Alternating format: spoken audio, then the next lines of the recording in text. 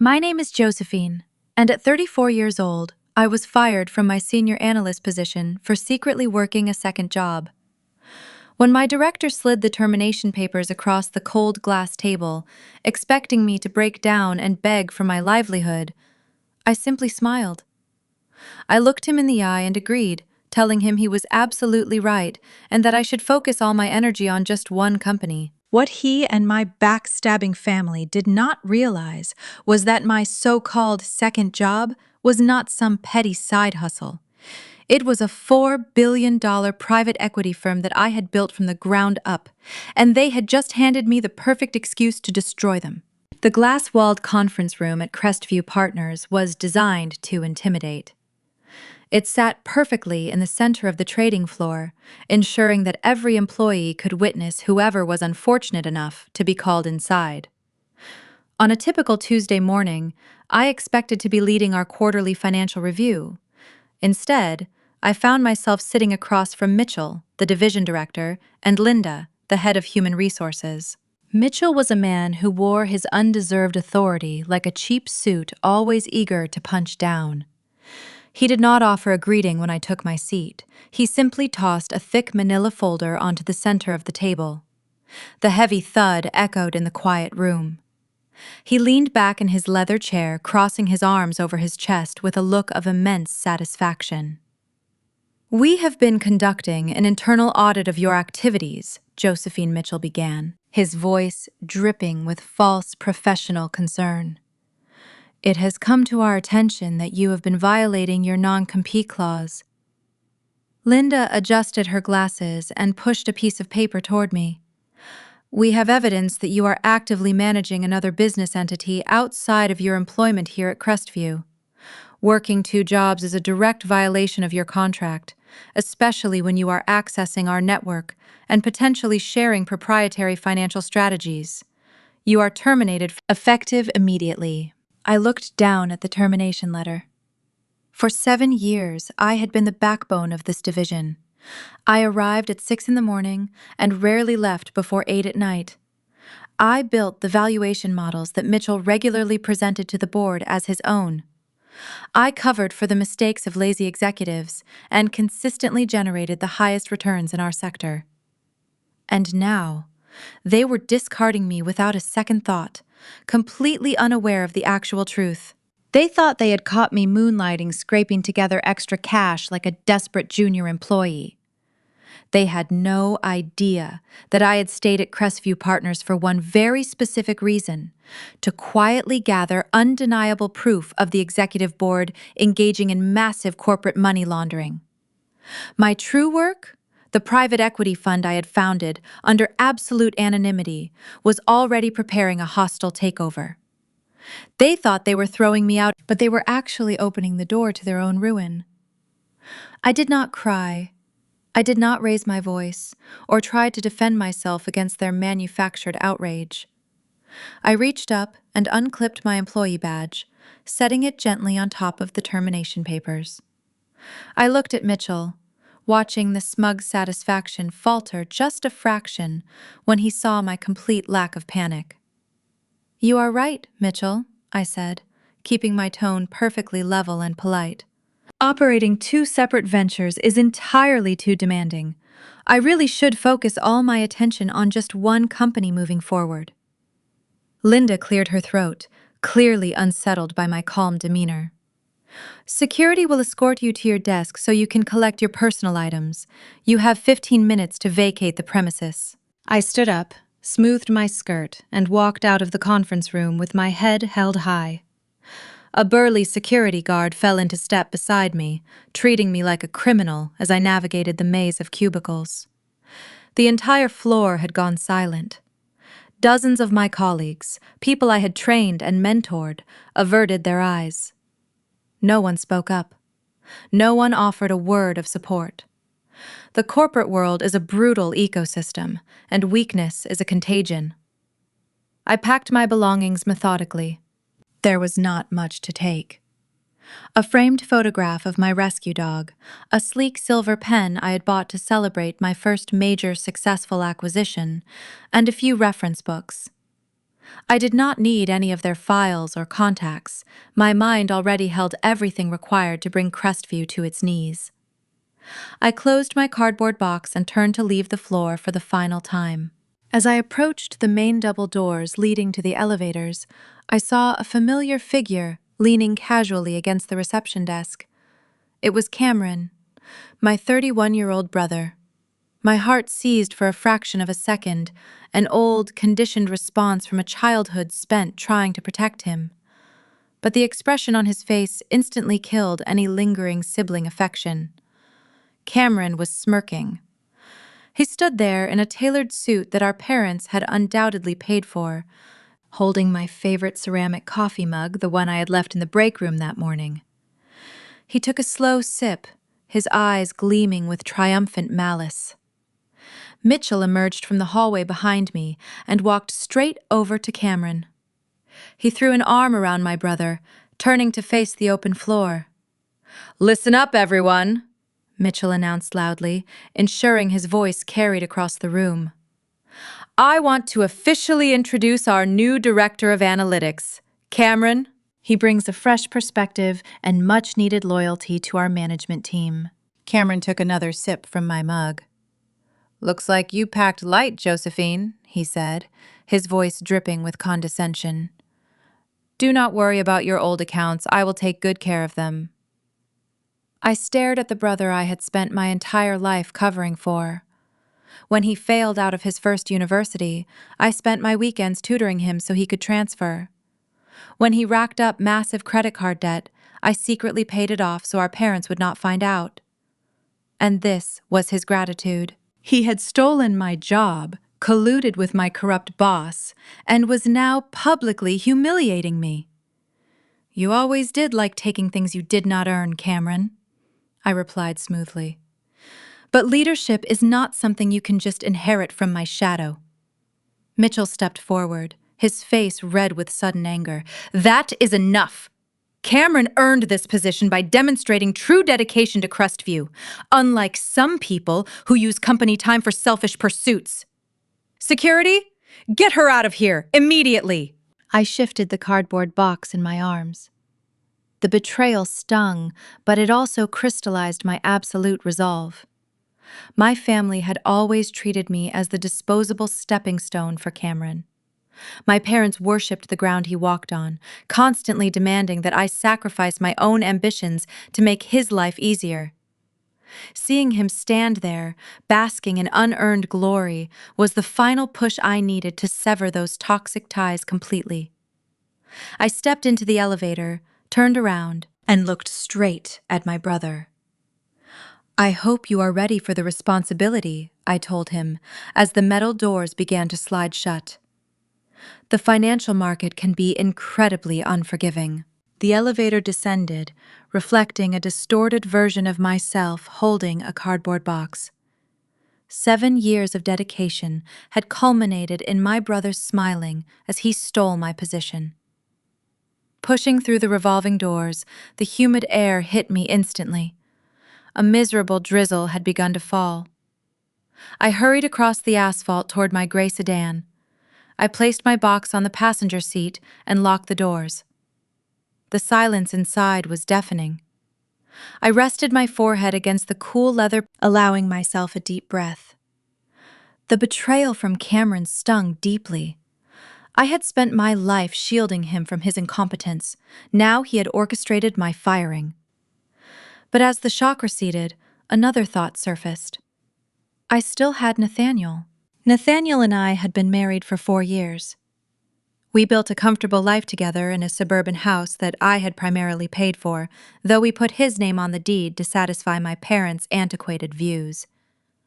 He was supposed to be my partner, my sanctuary when the corporate world became toxic. I desperately needed to hear his voice, to have him tell me that everything would be all right. Right now, I pulled out my phone and navigated to his contact. The phone rang once, twice, 3 times. The line clicked open. There was no warm greeting. Instead, I was met with a heavy silence. "Nathaniel," I said, my voice wavering slightly, "are you busy right now? I need to talk to you. Something terrible just happened. Mitchell and Linda pulled me into the conference room, and I know, Josephine, Nathaniel interrupted. His tone was entirely unrecognizable. It sounded flat metallic and completely detached, as if he were speaking to a telemarketer rather than his wife. The abruptness of his statement caught me off guard. You know? I asked, confusion scrambling my thoughts. What do you mean, you know? Did Cameron call you? Did my parents reach out to you already? I know that you were just escorted out of the building by security, Nathaniel replied smoothly, ignoring my questions. I know that you were terminated for violating your contract. I also know that you have been hiding things, focusing on your own selfish side projects instead of your actual career and our marriage. It seems your obsessive need to overachieve has finally caught up with you. I sat frozen in the driver's seat, the rain pattering against the windshield. The man I had woken up next to that morning, the man who had kissed my cheek and told me to have a great day, was speaking to me with absolute venom. His words were precise and rehearsed. He was not surprised by the news of my firing. He had been expecting it. Nathaniel, why are you talking to me like this? I pleaded, gripping the steering wheel so tightly my knuckles turned white. I am your wife. I just lost my job because my brother conspired against me. I need you right now. You do not need me, Josephine, he shot back, a cruel laugh escaping his throat. You have never needed anyone but yourself and your spreadsheets. And for the record, you are not going to be my wife for much longer. The words felt like a physical blow to my stomach. The air in the car suddenly felt too thin to breathe. I opened my mouth to speak, but no sound came out. My mind struggled to process the collapsing reality around me. I have already packed your belongings, Nathaniel continued, his voice brutally efficient. I put everything you own into trash bags and left them outside the garage. Do not bother trying to use your key. I had the locks changed an hour ago. The divorce papers are currently being drafted by my lawyer and will be sent to your parents' address by the end of the week. You changed the locks, I gasped, my voice barely above a whisper. Nathaniel, that is my house. I paid the down payment. I pay the mortgage every single month. You cannot just throw me out on the street. Check the deed, Josephine, he sneered. My name is on the property. My name is on the mortgage documents. You gladly signed away your leverage because you wanted to play the role of the dutiful daughter for your parents. You wanted to make everyone happy. Well, I am very happy with the house. You can take your cardboard box and go cry to someone who actually cares. Nathaniel, please, this makes no sense, I begged, the humiliation burning my throat. Why are you doing this today, of all days? We can talk about this when I get home. Let me just come home. You do not have a home anymore, he stated coldly. Do not come to the house, Josephine. If you step foot on my property, I will call the police and have you arrested for trespassing. I am done being dragged down by a miserable workaholic failure. Have a nice life. The line went dead. The sharp beep echoed in the silent car. I lowered the phone slowly, my hands trembling uncontrollably. The rain was pouring down in sheets, blurring the world outside my windshield into a gray smear. I could not comprehend the magnitude of what had just occurred. In the span of a single hour, I had been stripped of my career, betrayed by my brother, publicly humiliated and discarded by the man I loved. Nathaniel had not just reacted to my firing, he had anticipated it. He had coordinated with someone, perhaps Cameron or my parents, to ensure that the moment I was at my most vulnerable, he would strike the final blow. He had timed the lock change perfectly. He had planned this brutal execution of our marriage with chilling precision. A suffocating darkness threatened to pull me under. The stable foundation I had sacrificed so much to maintain was entirely gone. I leaned my head back against the headrest, staring blankly at the roof of the car. I needed to figure out a plan. I needed to find a hotel. I needed to call my parents, even though I knew deep down they would likely side with Cameron and Nathaniel. I needed money to book a room and figure out my immediate living situation. I swiped my thumb across my phone screen to open my banking application. My hands were shaking so severely that it took 3 attempts to type in my passcode correctly. I navigated to the joint savings account Nathaniel and I shared. We had been aggressively saving for a major home renovation, a project we had discussed over dinner just 2 nights ago. The account was supposed to hold the $80,000 I had transferred from my annual bonus last quarter. The screen loaded. I blinked, trying to clear the sudden blurriness from my vision. I closed the application and reopened it, convinced that the poor reception in the parking garage was causing a glitch. The screen refreshed, displaying the exact same numbers boldly.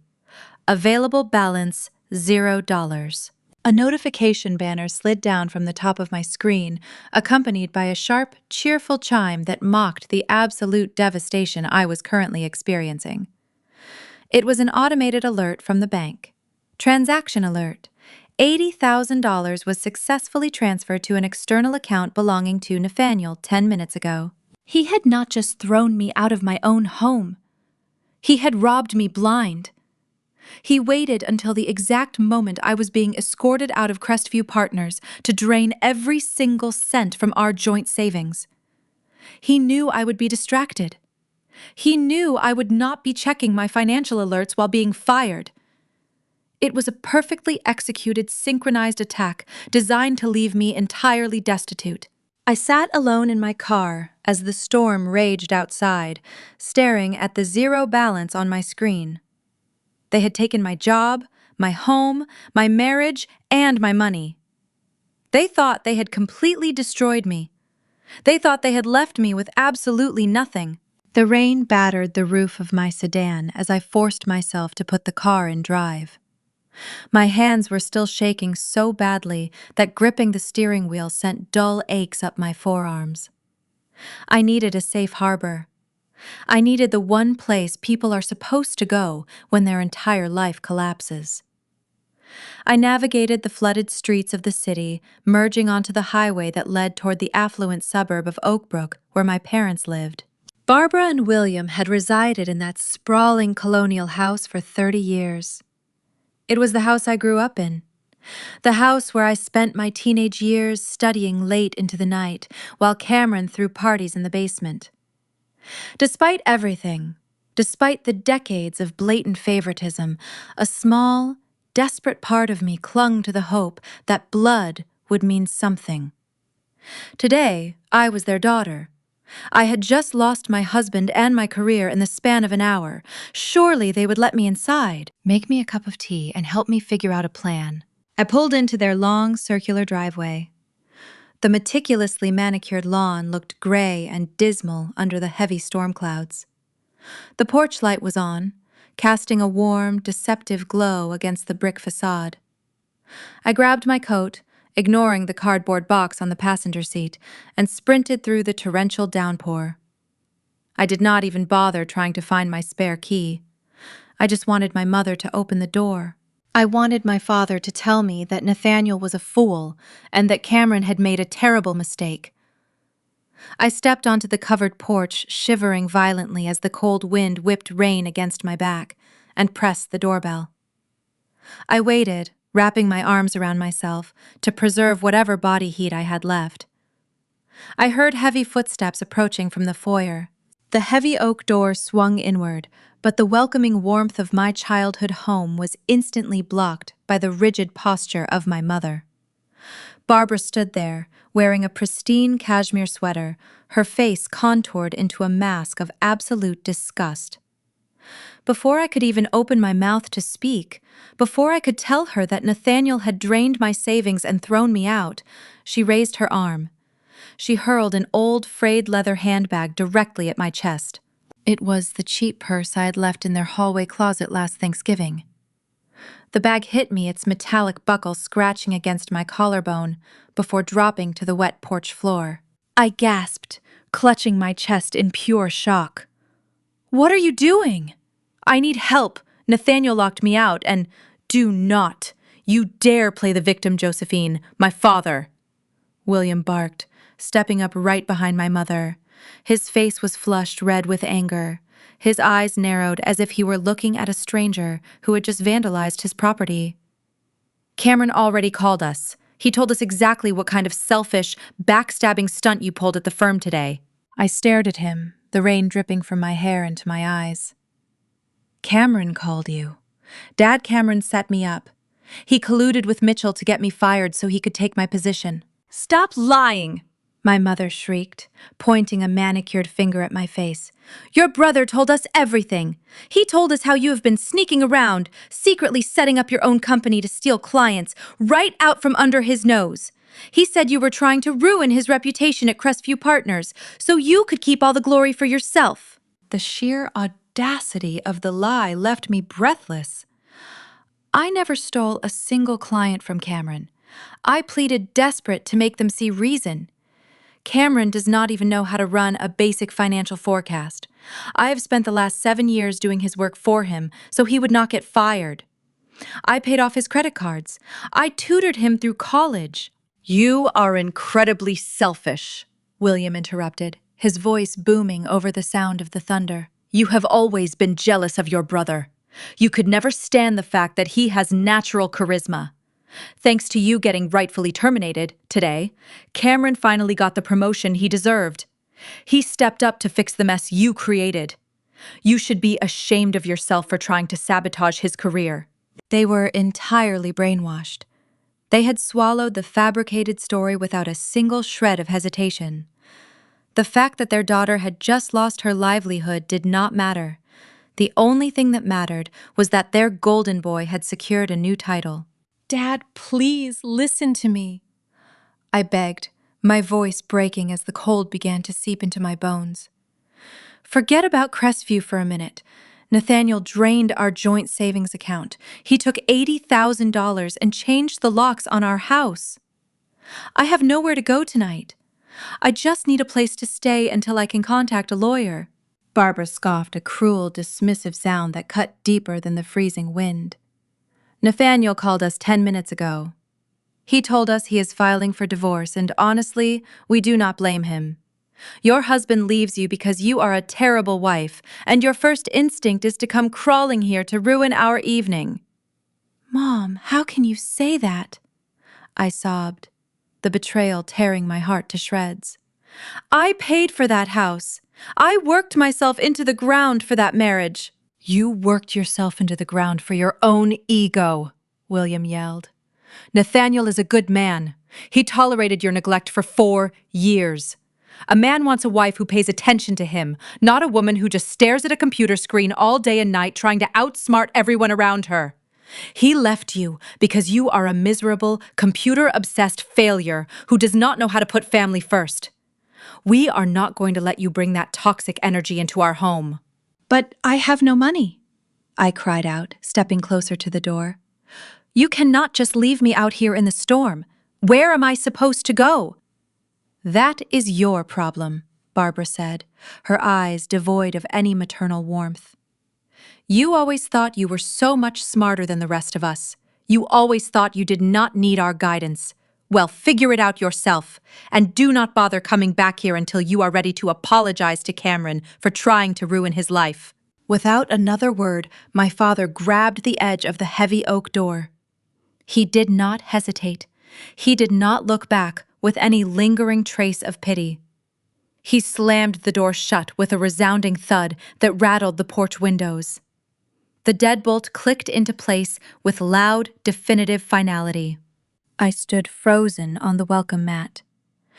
The freezing rain poured from the gutters, completely soaking my shoulders and ruining my professional silk blouse. I looked down at the old leather purse my mother had thrown at me. It lay discarded in a puddle of dirty rainwater. I was entirely alone. The people who were supposed to protect me unconditionally had just locked me out in a dangerous storm. They preferred the comfortable lives of their son over their daughter.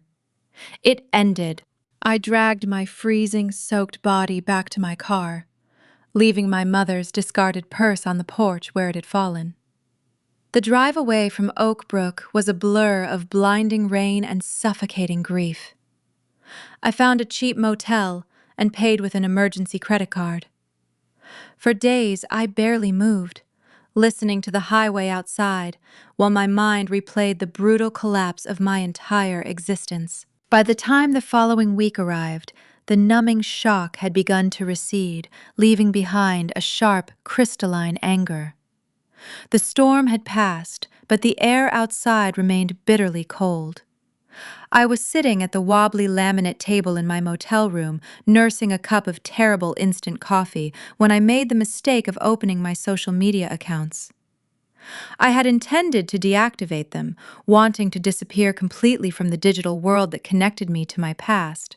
But as the application loaded, the very first image on my feed felt like another deliberate slap across the face. It was a photograph of Cameron. He was standing in the opulent lobby of Crestview Partners, wearing a custom-tailored suit and holding a crystal tumbler filled with expensive scotch.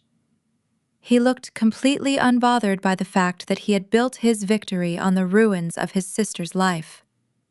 But it was the caption underneath the photograph that made my blood run entirely cold. He had written, "Cheers to new beginnings and massive promotions." A huge thank you to the failure who finally cleared the path for the elite to shine. It is time to show this company what real talent looks like. The sheer arrogance of his words was staggering. He was openly mocking me, broadcasting his betrayal to his entire network of friends and colleagues without a single ounce of remorse. But the true heartbreak, the final, irrevocable severing of my familial bonds, was found in the comments section, just below his boastful caption. My mother, Barbara, had commented within minutes of the post going live. "We are so incredibly proud of you, Cameron. You have always been destined for greatness. It is about time the dead weight was removed so you could soar." Right beneath her, my father, William, had added his own praise. "That is my boy. A true leader steps up when others fall apart. We are taking you out to the best steakhouse in the city tonight to celebrate. You earned this." I stared at the screen until my vision blurred. They were not just complicit in my destruction. They were actively celebrating it. They were taking pride in the fact that Cameron had deceitfully stolen my livelihood.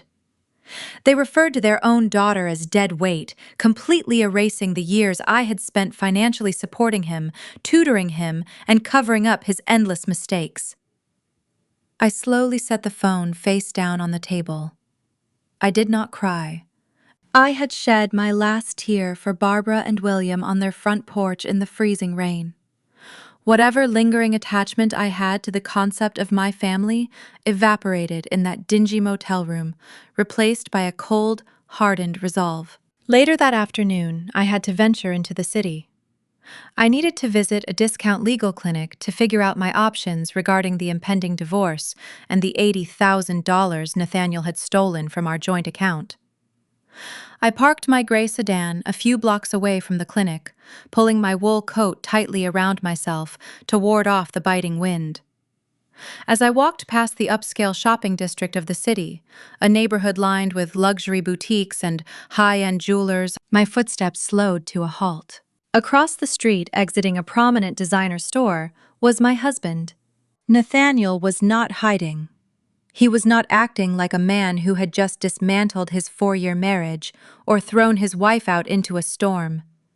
He was walking with a relaxed, confident stride, carrying 3 large, heavily branded shopping bags. But he was not alone.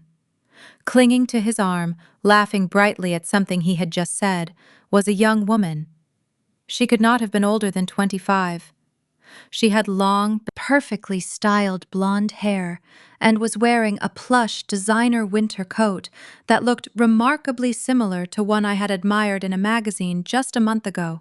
I stood frozen on the sidewalk, the cold wind whipping my hair across my face as I watched them.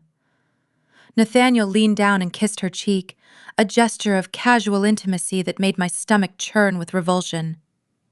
They looked like a carefree, wealthy couple enjoying a lavish afternoon of shopping. But I knew exactly whose wealth they were enjoying. He was spending my money.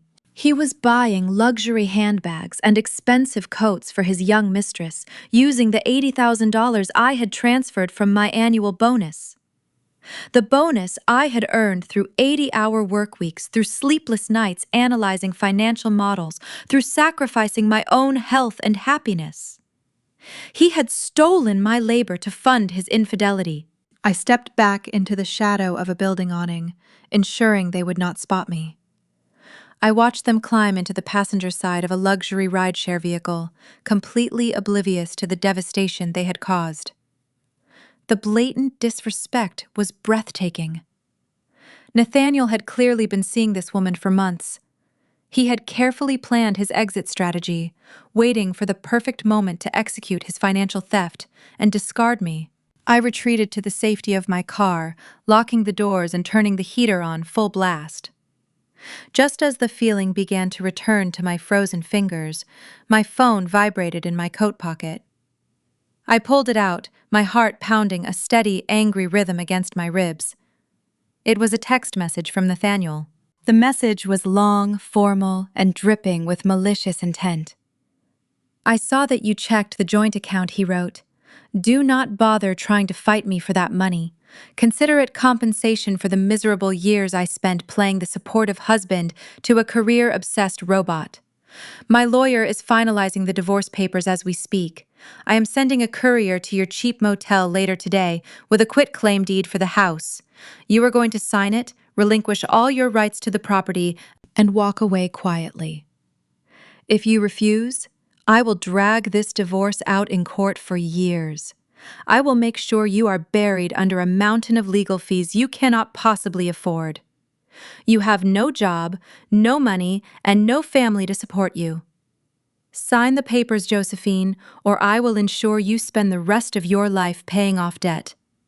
You have exactly 24 short hours to decide." I read the threatening message 3 times. They were all so incredibly arrogant, completely blinded by their own greed and malice. They failed to realize one crucial fact. The woman they had just pushed to the absolute edge was not a helpless victim. I slowly lowered my phone, a dark, dangerous calm washing over me. I was done crying. I was done begging for scraps of affection from people who viewed me as disposable. It was time to show them the real consequences of their actions. They chose a war. I reached into the back seat of my sedan and dragged my heavy leather briefcase over the center console. I unzipped the main compartment of the heavy leather briefcase and pulled out a sleek, matte black laptop. It was not the cheap, heavily monitored computer Crestview Partners had issued to me, the one I had willingly surrendered to their security guards just a few hours ago. This was my own personal machine, secured with advanced military encryption. My hands were no longer shaking. The fear that gripped me outside my parents' house and the despair I felt watching Nathaniel shower his mistress with my money were gone. In their place was a singular, focused, cold clarity. I rested the cool metal on my lap and opened the screen. The display remained entirely black for several seconds before a cursor blinked. I did not type a password. Instead, I pressed my right thumb against a concealed biometric scanner integrated seamlessly into the aluminum chassis beside the trackpad. A faint green light scanned my fingerprint, analyzing the ridges and unique markers. A moment later, the built-in camera flashed a brief infrared beam across my face, completing a retinal scan to verify my identity. The screen shifted from a blank void to a minimalist, highly sophisticated dashboard. A soft, automated female voice chimed through the hidden speakers, and crisp white text crawled across the dark display. "Welcome back, Madam Chairman of Aegis Vanguard." I navigated through the primary interface, bringing up the master overview of my portfolio. The numbers populated in real time, glowing steadily in sharp blue typography. Assets under management, $4 billion. I stared at the staggering figure, allowing a slow, genuine smile to finally touch my lips. This was the ultimate secret I had protected with my life. This was the second job human resources had accused me of running. They believed I was moonlighting as some desperate low-level freelance consultant, scraping together extra cash to make ends meet. They had absolutely no idea that they had just fired a woman who possessed enough liquid capital to purchase their entire commercial building in cash and demolish it just for entertainment. I had founded Aegis Vanguard 7 years ago, operating entirely out of a cramped university library while I was supposed to be studying for my finance finals. My aggressive algorithm for identifying distressed assets had rapidly evolved into a private equity fund. As the firm grew exponentially, I made the conscious decision to completely obscure my involvement. I hired a fortress of ironclad proxies, brilliant attorneys, and fiercely loyal board members who acted as the public face of the company. I directed every major acquisition, every ruthless corporate restructuring, and every massive deployment of capital from the absolute shadows. I kept my identity hidden because I knew the people in my life. I knew my parents would demand I hand over the profits to fund Cameron's lavish lifestyle. I knew Nathaniel would stop pretending to be an equal partner and simply siphon my wealth. To my family and my husband, I was just Josephine, the predictable, overworked, and easily manipulated senior analyst. But if I was a clandestine billionaire, why did I spend the last 7 years tolerating Mitchell's daily emotional abuse and quietly fixing Cameron's endless parade of amateur mistakes? I moved my cursor and opened a deeply encrypted hidden folder on my desktop, labeled Crestview Partners Internal Audit. I had not stayed at that miserable company for the mediocre paycheck. I had stayed because Crestview was not actually a legitimate financial advisory firm. 3 years ago, I noticed a series of bizarre, highly obfuscated transactions routed through our international division. I began digging, using my advanced forensic accounting skills to trace the hidden ledgers. What I uncovered was a massive, highly sophisticated money laundering operation orchestrated by Mitchell and the executive board. They were funneling hundreds of millions of dollars in illicit funds through offshore shell companies in the Cayman Islands, disguising the dirty money as legitimate corporate investments. I needed unrestricted internal access to their secure networks to gather the digital fingerprints, the routing numbers, and the hidden communications between the board members. I could not just hack them from the outside. I needed to be sitting inside their building, logged into their intranet, quietly siphoning every single piece of damning evidence while pretending to be nothing more than a diligent employee formatting spreadsheets. Cameron was just a useful idiot in their grand scheme. Mitchell recognized that my brother was ambitious but completely incompetent, making him the perfect scapegoat. They gave Cameron access to specific accounts and had him sign off on highly questionable documents, knowing he lacked the intelligence to understand what he was actually authorizing. By securing his loyalty with a shiny new title and a corner office, they ensured that if the federal authorities ever investigated Crestview, Cameron's signature would be on all the fraudulent paperwork.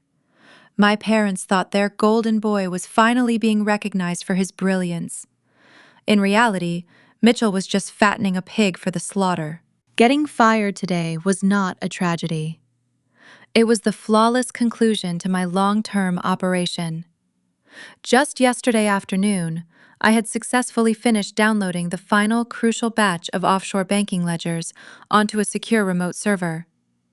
They had caught me transferring an encrypted file and immediately assumed I was stealing their petty, insignificant client contact list for a competing startup. They rushed to terminate me, patting themselves on the back for neutralizing a minor threat, completely blind to the terrifying reality that I now held the absolute keys to their federal indictments and guaranteed prison sentences.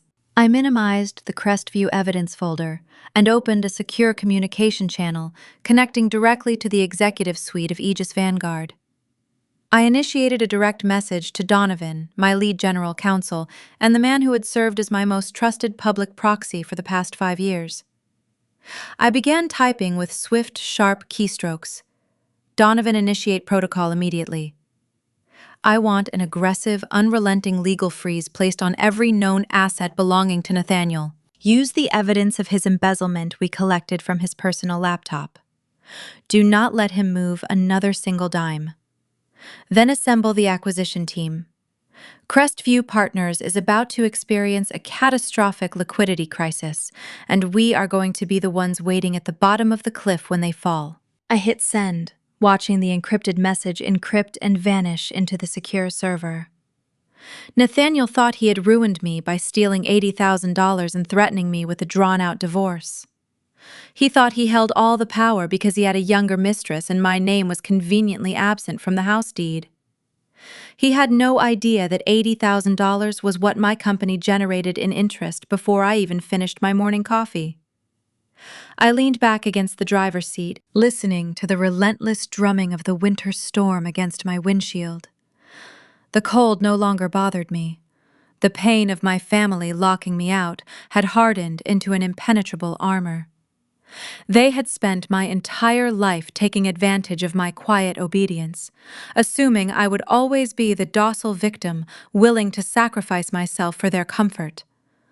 They had completely underestimated the monster they were quietly creating in the shadows. I closed the laptop, the screen going dark as the biometric locks re-engaged. Tomorrow, the true slaughter would begin. I did not wait until morning to begin. The moment the encrypted channel closed, I reopened the Crestview evidence map and expanded it across the laptop screen. Hundreds of transfers glowed in carefully color-coded lines, legitimate client money in white, suspicious offshore movements in red, and the short-term credit facilities, keeping the entire firm alive, in amber. For 3 years, Mitchell and the board had hidden their laundering network inside ordinary transactions, assuming that complexity would protect them. Complexity only protected them from people who did not know where to look. I knew every account, every correspondent bank, every rollover date, and every executive who had signed a false certification. I contacted Donovan again and added 2 people to the secure call. Marisol Vega Aegis Vanguard's head of forensic compliance appeared first, her dark hair pulled back, and a stack of annotated ledgers open beside her. Eli Mercer, the managing director of our capital markets division, joined from London, where it was already late afternoon. Neither of them asked why I was calling from a hotel suite. They saw the Crestview file on the shared screen and understood that the operation we had prepared for months had finally moved into its active phase. "We do this cleanly," I told them. "No fabricated evidence, no illegal access, and no interference with legitimate client funds. We isolate the dirty channels, preserve the records, and force every institution touching those transfers to conduct the review it should have conducted years ago." Marisol nodded. Her team had already drafted source of funds notices supported by the banking ledgers I had lawfully copied while acting within my authorized duties at Crestview. The notices did not accuse anyone of a crime. They identified specific inconsistencies, transaction dates, and beneficial owners, then requested enhanced due diligence under the bank's existing compliance obligations. Once those notices reached the correspondent institutions, compliance officers would have to place temporary holds on the questionable transfers while they verified the money's origin. Eli handled the lawful capital pressure. Aegis controlled 2 funds that owned portions of Crestview's revolving credit notes, and several of our institutional partners held the rest. The notes contained clear covenants requiring Crestview to maintain minimum liquidity and provide accurate regulatory certifications. Mitchell's hidden offshore exposure meant those certifications were false. We did not need to invent a crisis. We only needed to stop extending favors that had concealed one. "Call the notes according to the contracts I instructed. Do not accelerate anything we are not legally entitled to accelerate. Refuse every informal rollover. Tell our partners that Aegis will not participate in any extension until Crestview produces verified books." Eli gave a thin smile. Once Aegis refused to roll the paper, the other lenders would follow. No reputable institution wanted to be the last creditor trapped inside a collapsing financial company. By dawn, Crestview would lose access to the cheap overnight funding that allowed Mitchell to move money between accounts and disguise the holes in his balance sheet. Marisol began transmitting the compliance packets through counsel. One by one, acknowledgments appeared on my screen. A bank in New York placed a temporary review hold on $42 million. A correspondent institution in London suspended a transfer routed through the Cayman Islands. A custodian in Delaware demanded proof of beneficial ownership before releasing another tranche. The red lines on my map stopped moving. For the first time in years, Mitchell's money laundering network could not breathe. I watched the system tighten around Crestview without touching a single innocent customer's account. Payroll, pension assets, and ordinary withdrawals remained open. Only channels supported by false certifications and hidden ownership structures were restricted. At 7:30 the next morning, Crestview's internal messaging system erupted. I still had access to the archived security feed generated before my termination, and Marisol's lawful preservation request captured the new messages as part of the pending review. Mitchell summoned Cameron into the executive conference room and demanded that he solve the liquidity problem his promotion had supposedly empowered him to handle. Cameron entered, carrying a new leather portfolio and wearing the confidence of a man who had never been forced to understand risk. Mitchell placed a complex derivative restructuring agreement in front of him. The contract had been circulating inside Crestview for weeks. It was designed to exchange a package of unstable securities for immediate cash, but it contained brutal margin provisions. If Crestview's credit access weakened or the securities fell below a specified value, the counterparty could demand additional collateral immediately. Any competent director would have paused requested independent risk review and asked why Mitchell refused to sign the agreement himself. Cameron did none of those things. Mitchell told him signing would make him the man who saved Crestview. My brother signed every page. The agreement did not create Crestview's weakness. It exposed it. The moment the correspondent banks placed their compliance holds and the lenders refused to renew the overnight credit, Crestview failed the liquidity covenant embedded in the derivative contract. Automated notices went out before Cameron had finished celebrating. The counterparty issued a margin call for $500 million, payable within 3 business days. Cameron stared at the number as if the screen had betrayed him.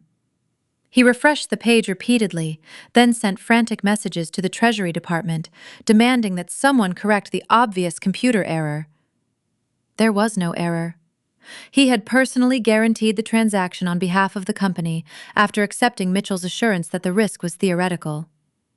His signature now sat beneath every warning he had chosen not to read. Mitchell responded exactly as I expected. He did not admit that he had engineered the transaction or that Crestview's hidden laundering exposure had destroyed its access to credit.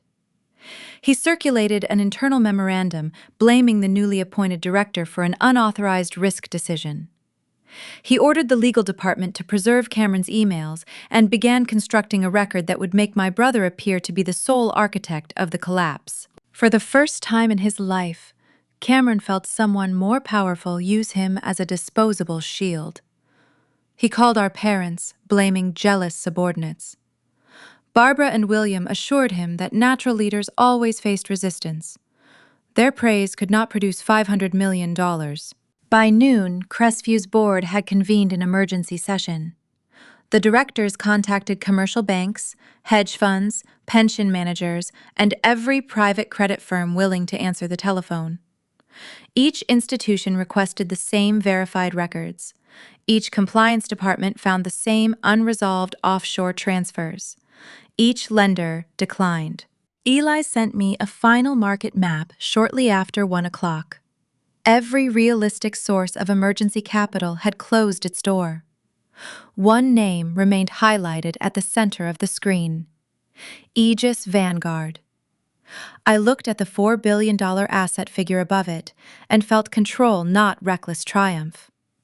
Crestview had built its survival on hidden money and the assumption that I would keep protecting incompetent men from consequences.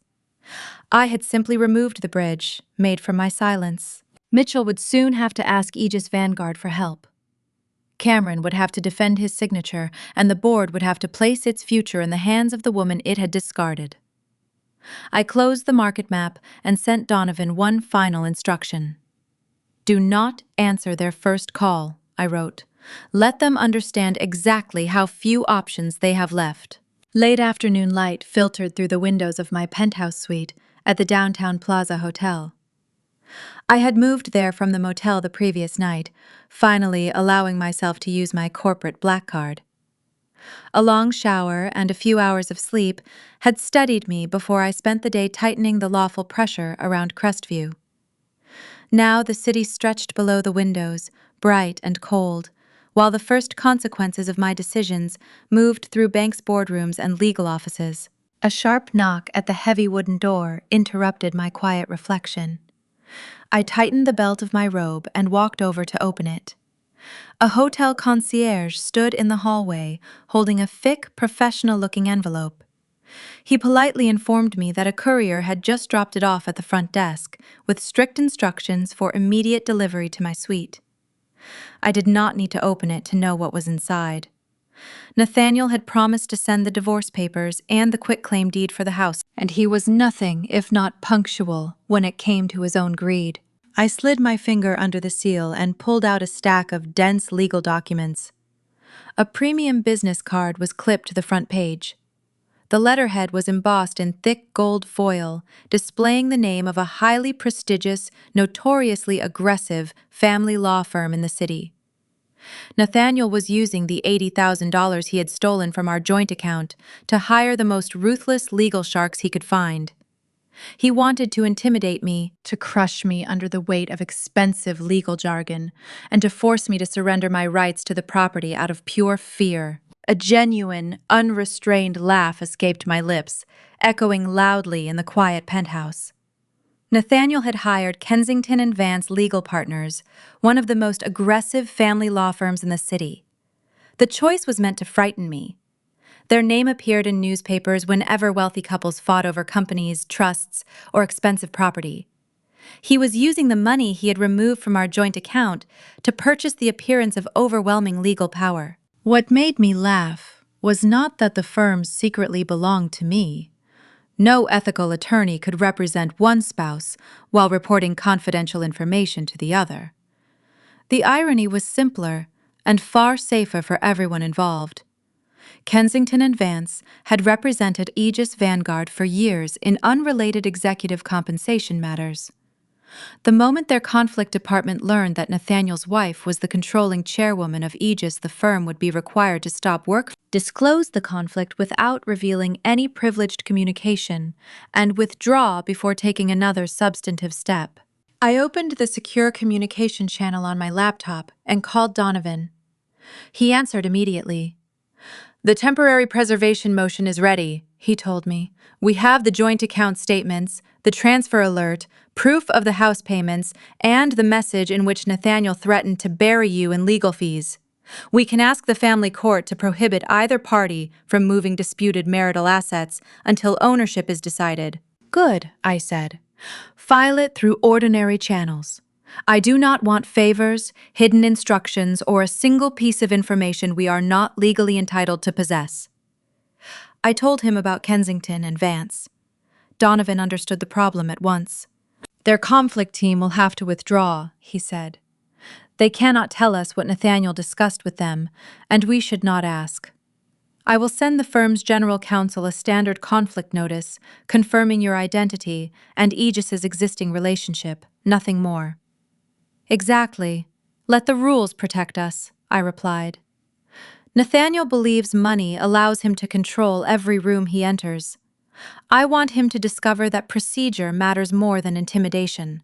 The thick packet on the table contained a proposed quitclaim deed, a demand that I surrender any interest in the house, and a financial affidavit Nathaniel expected both of us to complete. That affidavit gave us the lawful opening we needed. He would have to list every account, transfer, debt, and claimed separate asset under oath. If he concealed the $80,000, the bank records would expose the lie. If he disclosed the transfer, he would establish the date, amount, destination, and his claim of ownership in his own handwriting. Have our family law counsel prepare a clean response, I instructed. Reject the quitclaim deed. Demand a complete accounting of the joint funds and request an immediate temporary order preserving the house and all transferred money. Send everything to whatever independent attorney replaces Kensington and Vance. Make the deadlines clear and give Nathaniel every opportunity to obtain separate advice. Donovan paused. You are giving him a fair process. I am giving him enough rope without tying the knot for him, I said. There is a difference. We would not hide a liability clause inside pages of fine print or direct his own attorneys to betray him. We did not need to. Nathaniel's arrogance was already producing evidence faster than any trick could. His threatening text showed intent to pressure me while I was financially vulnerable. The sudden transfer showed dissipation of marital assets. The purchases for his mistress showed where part of the money went. A sworn affidavit would force him either to admit those facts or commit perjury before a judge. Donovan confirmed that the preservation motion would be filed that afternoon. Once served, Nathaniel would be prohibited from moving the disputed funds again. Banks receiving the order could freeze the remaining balance, preserve transaction records, and identify any account through which the money had passed. If one of those accounts overlapped with the Crestview investigation, the appropriate authorities would decide what followed. The decision would come from a court and independent investigators, not from me manipulating my husband's counsel. Before ending the call, I added one final instruction. Keep the divorce matter separate from the corporate acquisition unless the evidence lawfully connects them. I want every action to survive scrutiny when Nathaniel inevitably claims I abused my position. It will, Donovan promised. We will build the record so carefully that his own documents become the strongest witnesses against him. I looked again at the gold letterhead and the hostile demands. Nathaniel had expected the packet to make me panic. Instead, it showed how badly he misunderstood power.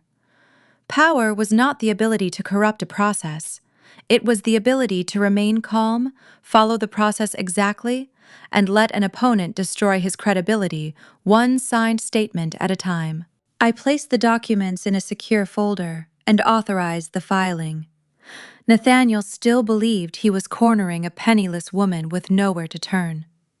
By the end of the week, he would be explaining an $80,000 transfer to a judge, a bank compliance officer, and his own newly hired attorney. With Nathaniel eagerly walking into a legal trap he could not possibly escape, my attention shifted back to the larger battlefield.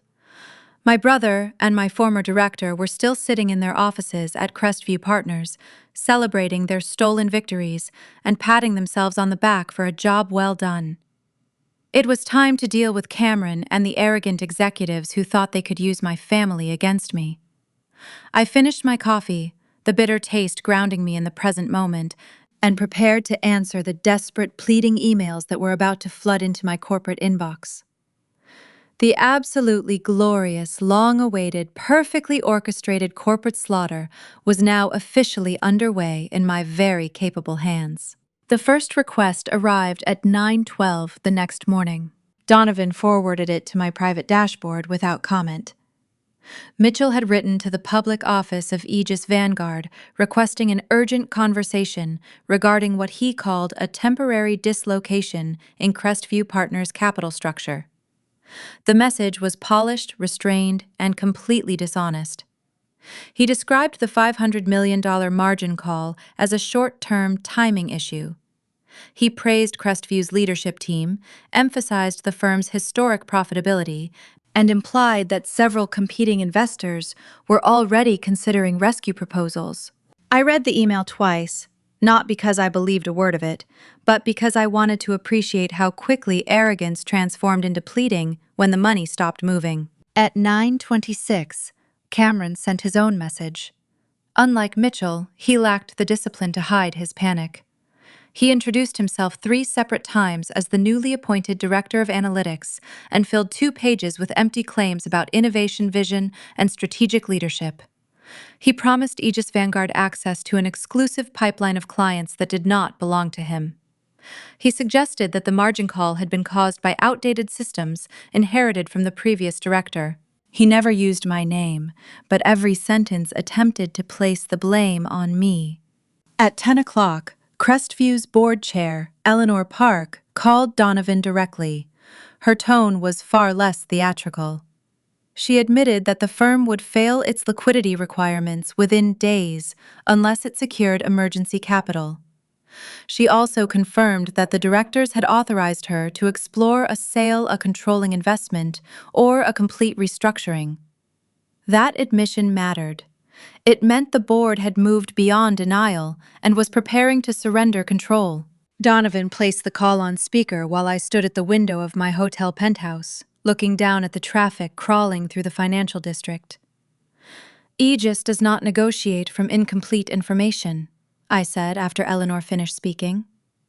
If Crestview wants access to our capital, every voting director must attend in person. Each director must bring written authority to approve an emergency transaction. No substitutes, no junior representatives, and no private side meetings. There was a long pause on the line. Eleanor did not recognize my voice.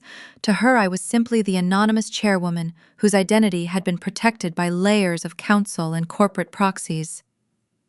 "That is an unusual condition," she said carefully. "So is asking a private equity firm to absorb $500 million of immediate exposure before lunch." I replied, "My condition stands." She agreed. I continued before she could end the call. "Mitchell must attend. Cameron must attend. The company's general counsel and chief financial officer must attend. I also require the individuals listed in Cameron's executive indemnity and personal guarantee file." Donovan had uncovered that document during our lawful review of Crestview's emergency financing package. When Cameron accepted the director title, Mitchell required him to demonstrate personal financial backing before receiving authority over certain high-risk accounts. Cameron had no meaningful assets of his own. So Barbara and William had signed a limited guarantee, supported by their home equity and investment accounts. They thought they were endorsing their brilliant son's promotion. In reality, they had attached themselves to the consequences of his signature. Eleanor sounded confused. "You want his parents in the room. I want every person who represented that Cameron possessed the judgment, character, and financial support required for this position," I answered. "Your firm is asking Aegis to rely on those representations. We will examine them directly." She promised to send the attendance list within the hour. The second wave of desperation began before the list arrived. Mitchell called Donovan 6 times. He left increasingly frantic voice messages, moving from confidence to flattery and finally to naked fear. In the first, he claimed Crestview could offer Aegis a rare partnership.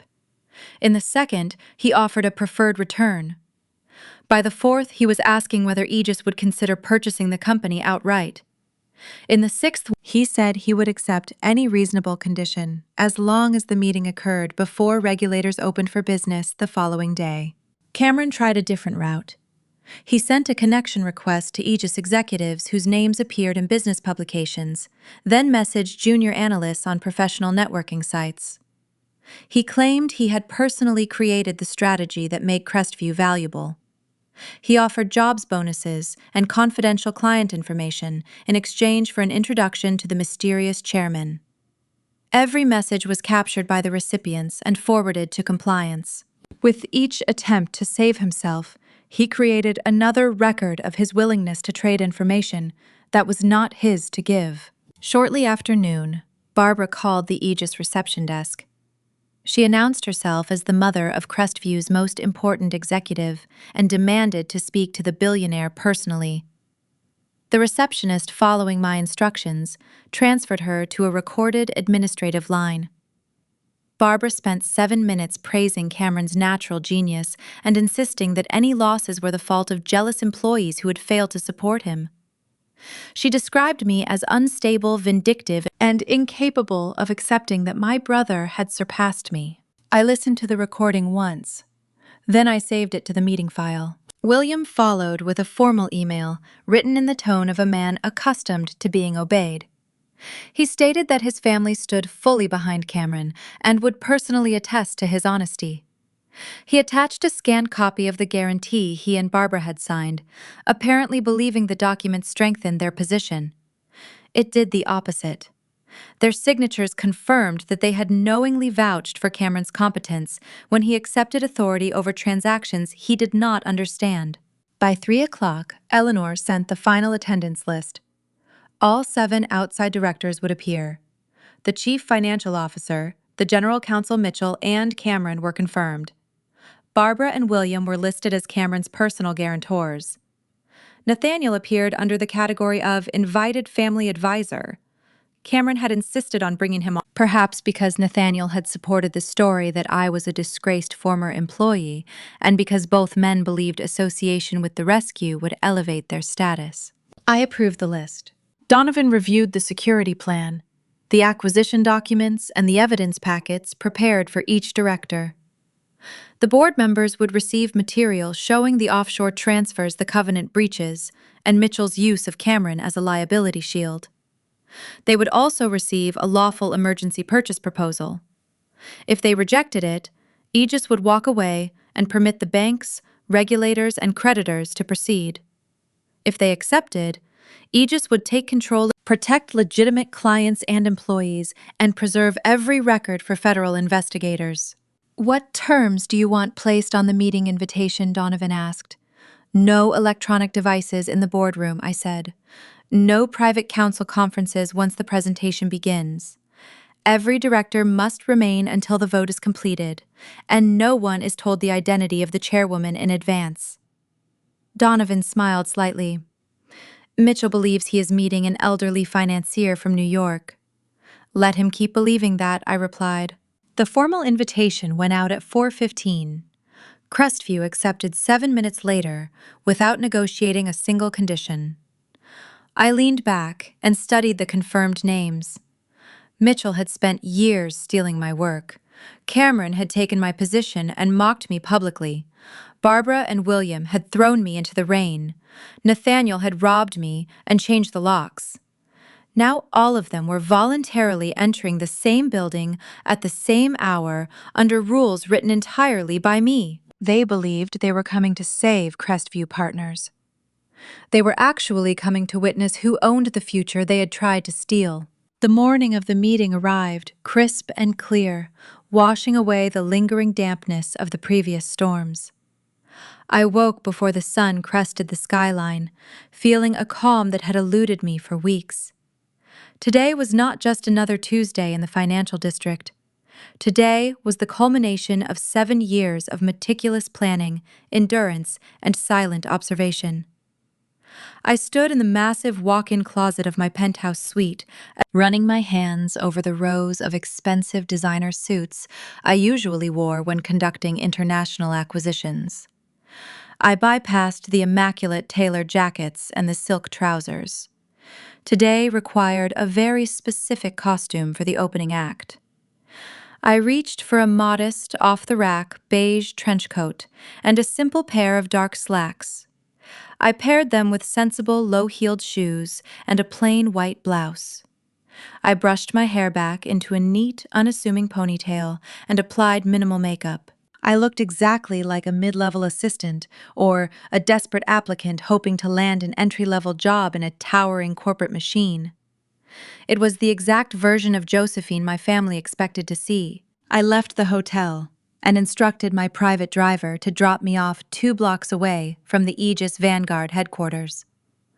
I wanted to walk the rest of the way, to feel the cold morning air against my face. As I approached the towering skyscraper of glass and steel that housed my private equity firm, I felt a deep, resonating thrill in my chest. The building was an architectural marvel, casting a long, dominant shadow over the surrounding financial institutions. I walked through the revolving glass doors and stepped into the expansive, marble-floored lobby. The ceiling stretched 3 stories high, adorned with modern geometric light fixtures that bathed the space in a crisp, intimidating glow. Security personnel in immaculate dark suits monitored the perimeter with quiet efficiency. The chief of security caught my eye as I walked past the front desk. I gave him a subtle, almost imperceptible shake of my head. He understood the silent command immediately and averted his gaze, treating me like just another anonymous face in the morning rush. I found a seat on a sleek leather bench tucked away in a quiet corner of the grand lobby. I opened a generic notebook on my lap, pretending to review a resume while keeping a clear view of the main entrance. I did not have to wait long. Exactly 15 minutes before their scheduled 9 o'clock meeting, the heavy glass doors revolved to admit my unsuspecting prey. My brother Cameron walked in first, strutting across the polished marble as if he had personally laid every single stone. He was wearing a flashy, overly expensive navy suit that screamed of new money and unearned confidence. He held his chin high, his eyes scanning the opulent lobby with naked, unadulterated greed. Right behind him walked my parents, Barbara and William. They were dressed in their absolute Sunday best, looking simultaneously arrogant and entirely out of their depth. They clutched each other's arms, whispering excitedly as they took in the sheer magnitude of the wealth surrounding them. And trailing just a few steps behind my parents, looking incredibly smug, was my soon-to-be ex-husband, Nathaniel. Seeing Nathaniel there cemented my understanding of their toxic dynamic. Cameron had undoubtedly brought him along as a twisted reward for discarding me. They considered Nathaniel part of the winning team, a loyal ally who had rightfully thrown out the defective daughter. They moved in a tight, self-congratulatory pack toward the main reception desk. As they waited for the receptionist to verify their appointment, Cameron turned to survey the lobby one more time. His gaze swept over the seating area and abruptly locked onto me. I watched the initial confusion wash over his face, quickly replaced by a bright, malicious spark of recognition. He nudged my mother and pointed directly at my corner. Barbara and William turned their heads, their expressions instantly souring. Nathaniel followed their line of sight, his posture stiffening, before a nasty smirk spread across his lips. Instead of proceeding to the executive elevators, the 4 of them changed direction and marched straight toward my bench like a pack of wolves cornering a wounded animal. I slowly closed my notebook and looked up, keeping my face perfectly neutral. "Well, well, well," Cameron practically sang, stopping just a few feet away and looking down his nose at me. "Look what the storm washed in. I thought you would be living out of your rusty sedan by now, Josephine. What are you doing in a building like this? Are you lost?" I remained seated, allowing the silence to stretch for a brief moment. "I am exactly where I need to be, Cameron," I replied calmly. My father let out a harsh, barking laugh. "Do not tell me you came here looking for a job," William scoffed, his eyes raking over my simple beige coat and plain shoes. "Aegis Vanguard is the most prestigious private equity firm in the entire country. They do not hire disgraced analysts who get fired for insubordination and corporate sabotage. You are wasting your time even sitting in their lobby." Nathaniel stepped forward, slipping his hands into the pockets of his tailored trousers. He looked at me with an expression of pure, unfiltered pity that made my skin crawl. "You really have hit rock bottom, Josephine," he sighed, shaking his head. "I told you that you were a career-obsessed failure, but I never imagined you would be desperate enough to come begging for an entry-level assistant job at a place like this. You look completely pathetic. You should have just signed the divorce papers and taken whatever scraps I left you. Now you are just embarrassing yourself in public. The sheer delusion radiating from the 4 of them was absolutely intoxicating. They were standing in the very lobby I owned, breathing the air conditioned by systems my money paid for, and lecturing me on failure. I looked at my mother, waiting for her to deliver the final, inevitable strike. Barbara did not disappoint. She stepped closer, her expensive perfume masking the stale reality of her character. She looked at me as if I were a stain on the pristine marble floor. "Look at your brother, Josephine," Barbara sneered, her voice dripping with venomous pride. "He is about to walk upstairs and sign a $500 million contract with the billionaire executives of this firm. He is saving his company and securing our family legacy. Meanwhile, you are sitting down here in cheap clothes, begging for odd jobs and hoping someone takes pity on you. You are a disgrace to this family, and you always have been. Now stay out of our way and do not you dare do anything to ruin this morning for Cameron." I slowly stood up from the cold leather bench, my modest shoes making a very soft click against the polished marble floor. I looked directly into Cameron's arrogant, clueless eyes. I offered him a faint, razor-sharp smile that held all the secrets in the world. "Good luck, Cameron," I said softly, my voice perfectly steady and clear. "You are going to need it." I watched in silence as they turned their backs on me, marching proudly toward the heavy, golden elevator doors, completely oblivious to the absolute corporate slaughter waiting patiently for them upstairs in my private boardroom. Once the golden elevator doors sealed shut behind them, I allowed myself a single deep breath. The performance in the lobby was over. I turned and walked toward the discreet, unmarked corridor tucked behind the main reception wall. At the end of the narrow hall stood a single steel elevator, devoid of buttons or keypads. I pressed my palm against the smooth glass panel mounted on the wall. A soft green laser scanned my hand, and the heavy steel doors slid open instantly.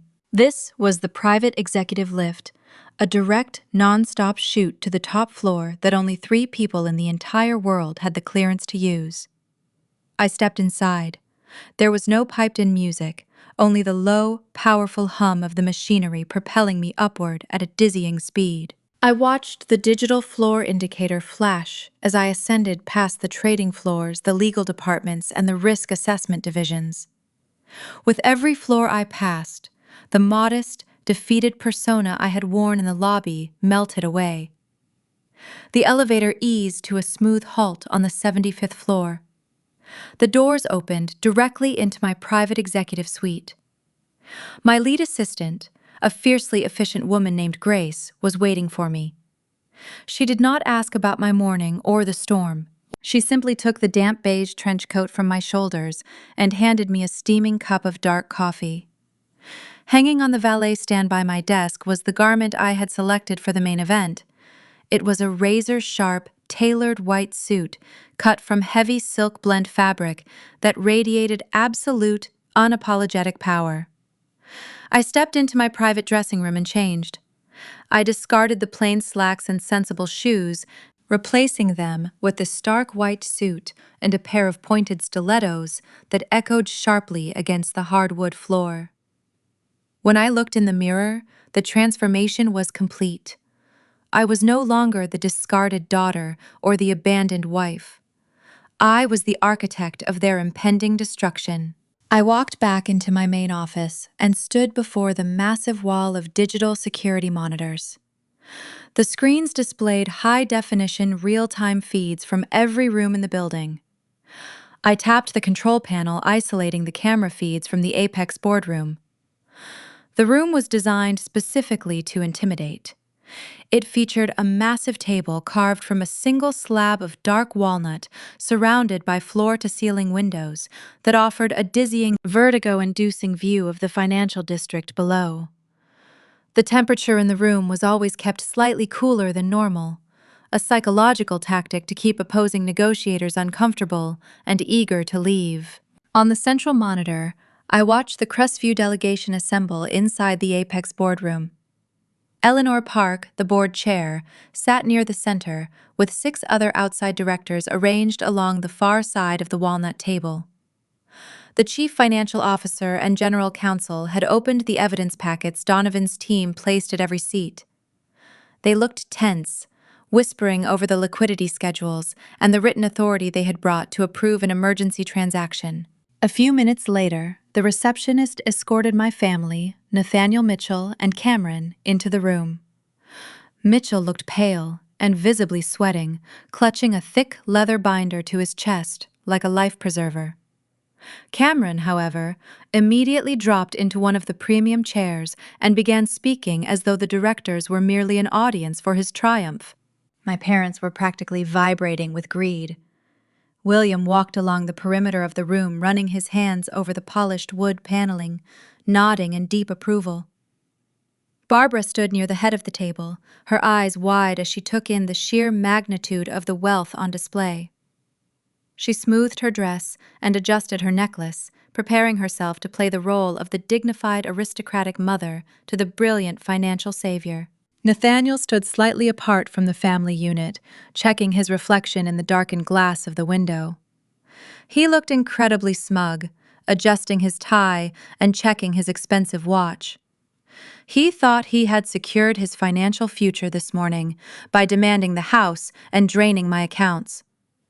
He believed he was riding the coattails of Cameron's massive success, positioning himself to reap the benefits of his association with Crestview Partners. I watched them for 10 full minutes. The outside directors reviewed the acquisition packet with increasingly grave expressions. Eleanor Park asked the general counsel several quiet questions and received answers that made her jaw tighten. Mitchell paced near the windows and repeatedly checked the door. Cameron rehearsed his opening pitch, gesturing broadly, while my parents admired the artwork and panoramic view. Nathaniel adjusted his tie in the darkened glass, still convinced that Cameron's rescue would place him beside powerful people. The contrast was almost painful. The directors understood that Crestview might die that morning, while my family believed they had arrived for a celebration. Donovan entered my office, breaking my intense concentration on the monitors. He was dressed in a charcoal gray suit, holding a sleek black tablet containing the final acquisition documents. He stood beside me, looking up at the security feeds. "They are getting impatient," Donovan noted, his voice calm and entirely devoid of sympathy. "Mitchell just asked the receptionist for the third time when the chairman will be arriving. I think the cold air in there is starting to get to him." "Let them wait a few more minutes," I replied, my eyes fixed on Cameron's smiling face on the screen. Anticipation is a heavy burden. I want them to feel the absolute desperation of the moment before the door opens. "Are the federal financial fraud documents fully prepared for Mitchell and my brother?" Donovan tapped the screen of his tablet. "Everything is finalized. We have the complete paper trail of the offshore money laundering, the forged derivative contracts, and the exact timestamps of the client data theft. The legal team is standing by to file the injunctions the moment you give the signal. We also have the specific asset forfeiture paperwork ready for your husband. The trap is perfectly primed." I took one final sip of my coffee and set the cup down on my desk. The time for observation was over. I turned away from the wall of monitors and walked toward the heavy glass doors of my executive suite. Donovan fell into step beside me, his presence a steady, grounding force. We walked down the long, silent corridor leading toward the Apex boardroom. The thick carpeting absorbed the sound of our footsteps. At the end of the hall, standing at strict attention, were 4 members of my personal security detail. They were massive, imposing men dressed in immaculate black suits, their faces devoid of any emotion. The chief of security gave me a brief, respectful nod as I approached. I stopped just 3 feet away from the towering oak doors of the boardroom. Through the thick wood, I could hear the faint, muffled sound of my father's booming voice, likely offering Cameron one last piece of terrible, unwarranted advice. My chest rose and fell in a steady, measured rhythm. For 34 years, I had walked into rooms hoping to be seen. I had shrunk myself down to make my parents comfortable. I had accepted the blame for Cameron's failures to keep the peace. I had handed over my paycheck and my property to Nathaniel because I thought that was what a loyal partner was supposed to do. I had played the role they demanded of me until it nearly destroyed me. That woman died in the freezing rain on a porch in Oakbrook. I looked at the chief of security and gave him a single sharp nod. The security guards moved with synchronized military precision. Two of them stepped forward and gripped the heavy brass handles of the boardroom doors. With a powerful, simultaneous pull, they swung the massive oak doors wide open. The sudden, violent sound echoed like a gunshot through the silent corridor. The two guards immediately stepped into the boardroom, moving swiftly to flank the entrance, their imposing figures commanding instant, terrified submission from the room. From my position in the hallway, I saw the immediate reaction. Cameron jumped in his seat. Mitchell dropped his leather binder onto the floor. William, Barbara, and Nathaniel froze with their eyes fixed on the doorway. Along the far side of the table, Eleanor Park and the other directors rose more slowly, their attention shifting from my face to Donovan and the security detail. They had expected an anonymous financier. None of them expected the former Crestview analyst whose name appeared throughout the evidence packets. The room scrambled to its feet, some people terrified, others simply stunned, all waiting for the chairwoman who controlled their only remaining option. I took a slow, deliberate breath, squaring my shoulders beneath my tailored white suit. I stepped over the threshold and walked directly into the center of the room. The heavy oak doors clicked shut behind me with a resounding, finalized thud. I walked forward, my pointed stilettos striking a sharp cadence against the polished hardwood floor. Silence engulfed the boardroom. My family Mitchell Cameron Crestview's officers and every voting director stared at me, while their minds struggled to reconcile the woman they had discarded with the authority surrounding me.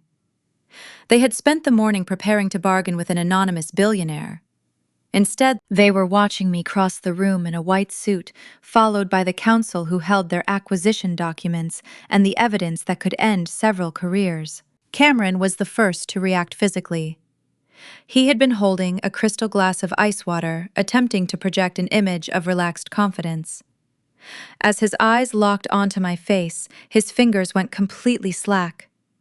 The heavy crystal glass slipped from his grasp and shattered violently against the floor. Shards of glass exploded across the polished wood, and ice water splashed onto the cuffs of his expensive, unearned trousers. He did not even flinch. His jaw hung slack, his eyes wide and vacant, completely paralyzed by the sheer impossibility of my presence. Beside him, Mitchell appeared, as though all the blood had been instantly drained from his body. His face turned a sickly pale shade of gray. He clutched his leather binder so tightly against his chest that his knuckles were stark white. He looked wildly around the room, glancing at the impassive security guards flanking the doors, searching for a rational explanation that simply did not exist. My parents, Barbara and William, stood frozen near the head of the table. The arrogant, triumphant smiles they had worn just minutes ago in the lobby were entirely wiped away, replaced by profound confusion. William blinked rapidly, his brow furrowing as he tried to assert some semblance of authority over a situation he clearly did not understand. Barbara looked at my tailored white silk suit, her eyes darting to the immaculate security detail, her mind short-circuiting as she tried to reconcile the successful executive standing before her with the daughter she had thrown a dirty purse at. Nathaniel stood furthest away, near the expansive floor-to-ceiling windows. The smug, self-satisfied smirk he had worn in the lobby slowly melted off his face, replaced by a dark, creeping realization. He was a man who worshipped money and status above all else. Looking at the sheer magnitude of power radiating from my position in the room, his eyes darted frantically, calculating a reality he desperately wanted to deny. I ignored all of them. I did not offer a greeting. I did not acknowledge the shattered glass at my brother's feet. I continued my deliberate, unhurried walk to the very head of the massive boardroom table. I reached the large, high-backed leather chair reserved exclusively for the chairman of the board. I smoothed the jacket of my white suit and sat down slowly, leaning back into the dark leather with absolute, unapologetic authority. Donovan walked gracefully across the room and took his place, standing just behind my right shoulder, holding his tablet, projecting the silent menace of a fiercely loyal general standing behind his commanding officer. The silence stretched on, stretching the tension in the frigid room, until it felt like a physical weight pressing down on their chests. I rested my hands on the cool surface of the walnut table and simply observed them, letting them drown in their own mounting panic. Finally, Mitchell found his voice. It came out as a weak, trembling croak entirely devoid of his usual corporate arrogance. "Josephine," he stammered, taking a hesitant step backward. "What are you doing in here? Security, there has been a massive breach. This woman was terminated from Crestview Partners last week. She has no authorization to be in this building." Donovan stepped forward slightly, his voice cutting through the room like a steel blade. "You will address the chairman of Aegis Vanguard with the utmost respect, Mitchell. You are standing in her building, breathing her air, and entirely dependent on her mercy." Mitchell physically recoiled as if he had been struck. He looked from Donovan to me, his eyes wide with a terror that was deeply, profoundly satisfying to witness. The color completely drained from his face, as the crushing reality of the situation finally settled into his mind. He was not just looking at a disgruntled former employee. He was looking at his executioner. "Welcome to my second job, Mitchell," I said softly, my voice carrying clearly across the silent expanse of the boardroom. "I hear you are in desperate need of $500 million. A collective gasp rippled through the room. Cameron stumbled backward, his knees hitting the edge of his leather chair before he collapsed into it. He shook his head violently, refusing to accept the truth unfolding right in front of his eyes. "This is a joke," Cameron choked out, his voice cracking as he looked desperately at our parents. "This is an elaborate prank. She is a low-level analyst. She does not own a private equity firm. She was begging for a job downstairs just 10 minutes ago. Tell them, Mom. Tell them she is a failure." Barbara opened her mouth, her voice trembling as she looked at me. "Josephine, what kind of ridiculous stunt is this? You need to leave, right now, before you ruin your brother's meeting with the actual executives. You are going to get us all sued." I did not raise my voice. I did not need to. True power never has to shout. "I am the actual executive, Barbara," I stated coldly, holding her terrified gaze until she was forced to look away. "I founded Aegis Vanguard 7 years ago. I built this empire while you were busy buying Cameron's sports cars and telling me that my career was a waste of time. I am the anonymous billionaire your beloved son has been frantically emailing for the past 48 hours, begging on his hands and knees for a financial bailout." William stepped forward, puffing out his chest in a pathetic attempt to regain control of his family dynamic. He pointed a trembling finger at me. "I do not believe a single word of this nonsense. If you had this kind of money, you would have given it to your family. You would have supported your brother's ventures. You would not have hidden it from your own flesh and blood." "I hid it precisely because you are my flesh and blood, William," I replied, slicing through his manufactured outrage. "I knew exactly what you would do. You would have drained my accounts to fund Cameron's lavish, incompetent lifestyle, just like you demanded I sacrifice my youth to tutor him. You would have expected me to hand over everything I built to a boy who cannot even read a basic derivative contract without bankrupting his entire division." Nathaniel finally stepped away from the window. His face was a mask of conflicting emotions: greed, horror, and profound regret. He looked at my tailored suit, the massive boardroom, and the security detail, Josephine. Nathaniel started his voice, adopting a sickeningly sweet, placating tone that made my stomach turn. Honey, if this is true, why did you let me file for divorce? We can fix this. We can talk about this. I was just upset about the job loss. We are still married. I turned my gaze toward the man who had stolen my life savings to buy coats for his mistress. The divorce is moving forward exactly as you requested, Nathaniel, I said, offering him a smile that contained absolutely zero warmth. And I assure you, by the time we are finished here today, you are going to desperately wish you had never heard my name. I turned my attention back to Mitchell, who was leaning heavily against the conference table, looking as though he might be physically ill. Now I continued tapping a single manicured fingernail against the dark wood of the table. We are going to discuss the $500 million deficit your new director of analytics created. We are going to discuss the fraudulent offshore ledgers you thought you successfully hid. And most importantly, we are going to discuss the exact price you are all going to pay for walking into my slaughterhouse. Please, everyone, take a seat. Let us review the numbers. No one moved. The directors remained standing behind their chairs, while my family and the two disgraced executives stared at me in disbelief. I gestured toward the seats surrounding the dark walnut table. When the room still failed to respond, Donovan cleared his throat. The sound broke the paralysis. Eleanor Park sat first, signaling the other directors to follow. Mitchell collapsed into the nearest chair. Cameron sank down beside him, his eyes fixed on the shattered glass. Barbara and William took seats opposite me, and Nathaniel lowered himself into a chair near the windows. The chief financial officer and general counsel opened their packets, both visibly aware that the next few minutes would determine whether Crestview survived at all. I reached out my hand. Donovan immediately placed a thick, bound financial report into my palm. I lifted the heavy document and tossed it directly into the center of the table. The loud, sharp smack of the paper hitting the wood made my mother jump in her seat. That document details the exact anatomy of your $500 million failure, Mitchell, I said, keeping my voice steady and cold.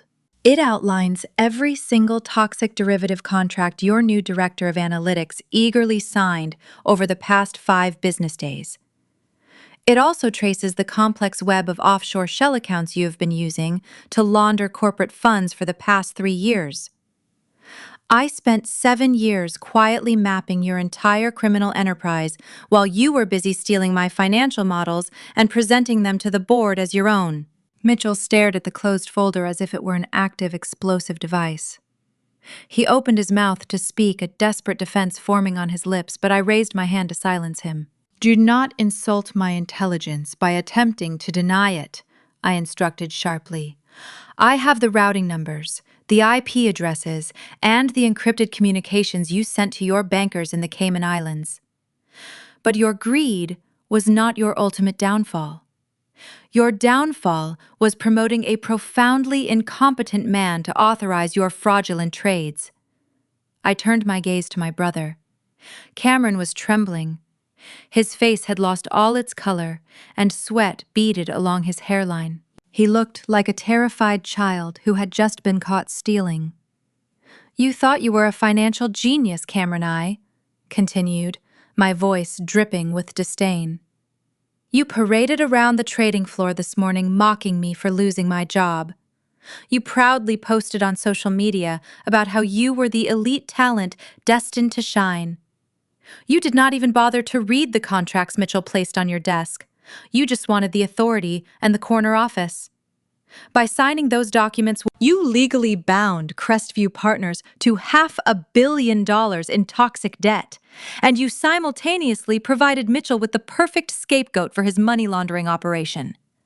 Your signature is on every single piece of federal fraud documentation. William slammed his fist against the walnut table, startling my mother. That is a complete fabrication, my father shouted, his face turning a dangerous shade of crimson. Cameron is a brilliant executive. He would never sign anything fraudulent. You fabricated these documents because you are bitter and jealous of his promotion. You are trying to frame your own brother to steal his company. I did not raise my voice in response to his outburst. I simply pressed a button on the sleek control panel embedded in the surface of the boardroom table. The heavy, motorized blinds covering the floor-to-ceiling windows smoothly descended, plunging the room into shadow. A massive, high-definition display screen lowered from the ceiling at the far end of the boardroom. I pressed another button, and the screen flickered to life. "I do not need to fabricate anything, Dad," I stated flatly. The security cameras in this financial district are remarkably thorough, especially when they are owned by the parent company of the security firm Crestview uses. The high-definition video began to play, illuminating the darkened room with a stark bluish glow. The footage showed the interior of the Crestview Executive Suite late last Friday night, just hours after I'd been escorted from the building. The room was dark, illuminated only by the glow of a computer monitor. The camera zoomed in perfectly on Cameron. He was sitting at my former desk, sweating profusely, as he shoved a silver flash drive into the computer terminal. The screen clearly displayed him aggressively downloading the entire encrypted database of my highly sensitive proprietary client portfolios. He thought he was stealing a goldmine of independent investor contacts to secure his new position. He had absolutely no idea that every single name on that list was a dummy corporation owned entirely by Aegis Vanguard. He was stealing my own companies to sell back to me. The video ended, and the screen went black. I raised the blinds, flooding the room with cold morning light once again. Cameron looked as though he was going to vomit. He buried his face in his hands, his shoulders shaking. Barbara let out a quiet, horrified sob, pressing her hand over her mouth. The Golden Boy illusion had just been violently shattered. He was not a savior. He was a corporate thief caught on high-definition video. "You are a criminal, Cameron," I said quietly, letting the absolute severity of the words sink into the silent room. "You committed corporate espionage, grand larceny, and federal wire fraud, all in the span of a single weekend. And Mitchell happily let you do it because he needed someone to take the fall when the federal authorities inevitably came knocking." Mitchell finally broke. He stood so quickly that his chair scraped across the floor. "Josephine, please, we can negotiate this," he begged. "You have the capital to save Crestview. Name your price." I turned away from him and addressed Eleanor Park and the voting directors. Aegis was offering $1 per share, assumption of approved client obligations, protection for employees not involved in misconduct, and immediate funding sufficient to satisfy the margin call. In exchange, the board would transfer control, waive Mitchell's authority, preserve every record, and cooperate with regulators. Donovan displayed the alternative on the screen: insolvency creditor action and probable regulatory seizure. The directors questioned him for several tense minutes. Then Eleanor called the emergency vote authorized by their written proxies. One by one, every director voted in favor. Mitchell had spent years acting as though Crestview belonged to him. The company was taken from him by the board he had deceived. When the final signature was placed on the acquisition resolution, Donovan confirmed that Aegis Vanguard now controlled Crestview Partners. I issued my first executive orders immediately. Mitchell and Cameron were terminated for cause, stripped of access, and denied bonuses or severance subject to the final legal review. Donovan placed termination notices and evidence preservation directives in front of them. He then informed the room that the SEC referral had been accepted and that federal investigators with court-authorized warrants were waiting downstairs to secure devices, interview witnesses, and take custody of the preserved records. Mitchell stared at the documents in silence.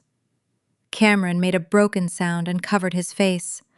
Their removal was no longer a threat delivered by an angry former employee. It was the next step in an independent investigation supported by the evidence they had created themselves. The agonizing sound of my brother weeping into his hands echoed across the massive boardroom. Mitchell remained motionless, staring at the termination notice and the evidence preservation order Donovan had placed in front of him. Around the table, Crestview's outside directors sat in stunned silence. They had entered the building expecting to negotiate a rescue.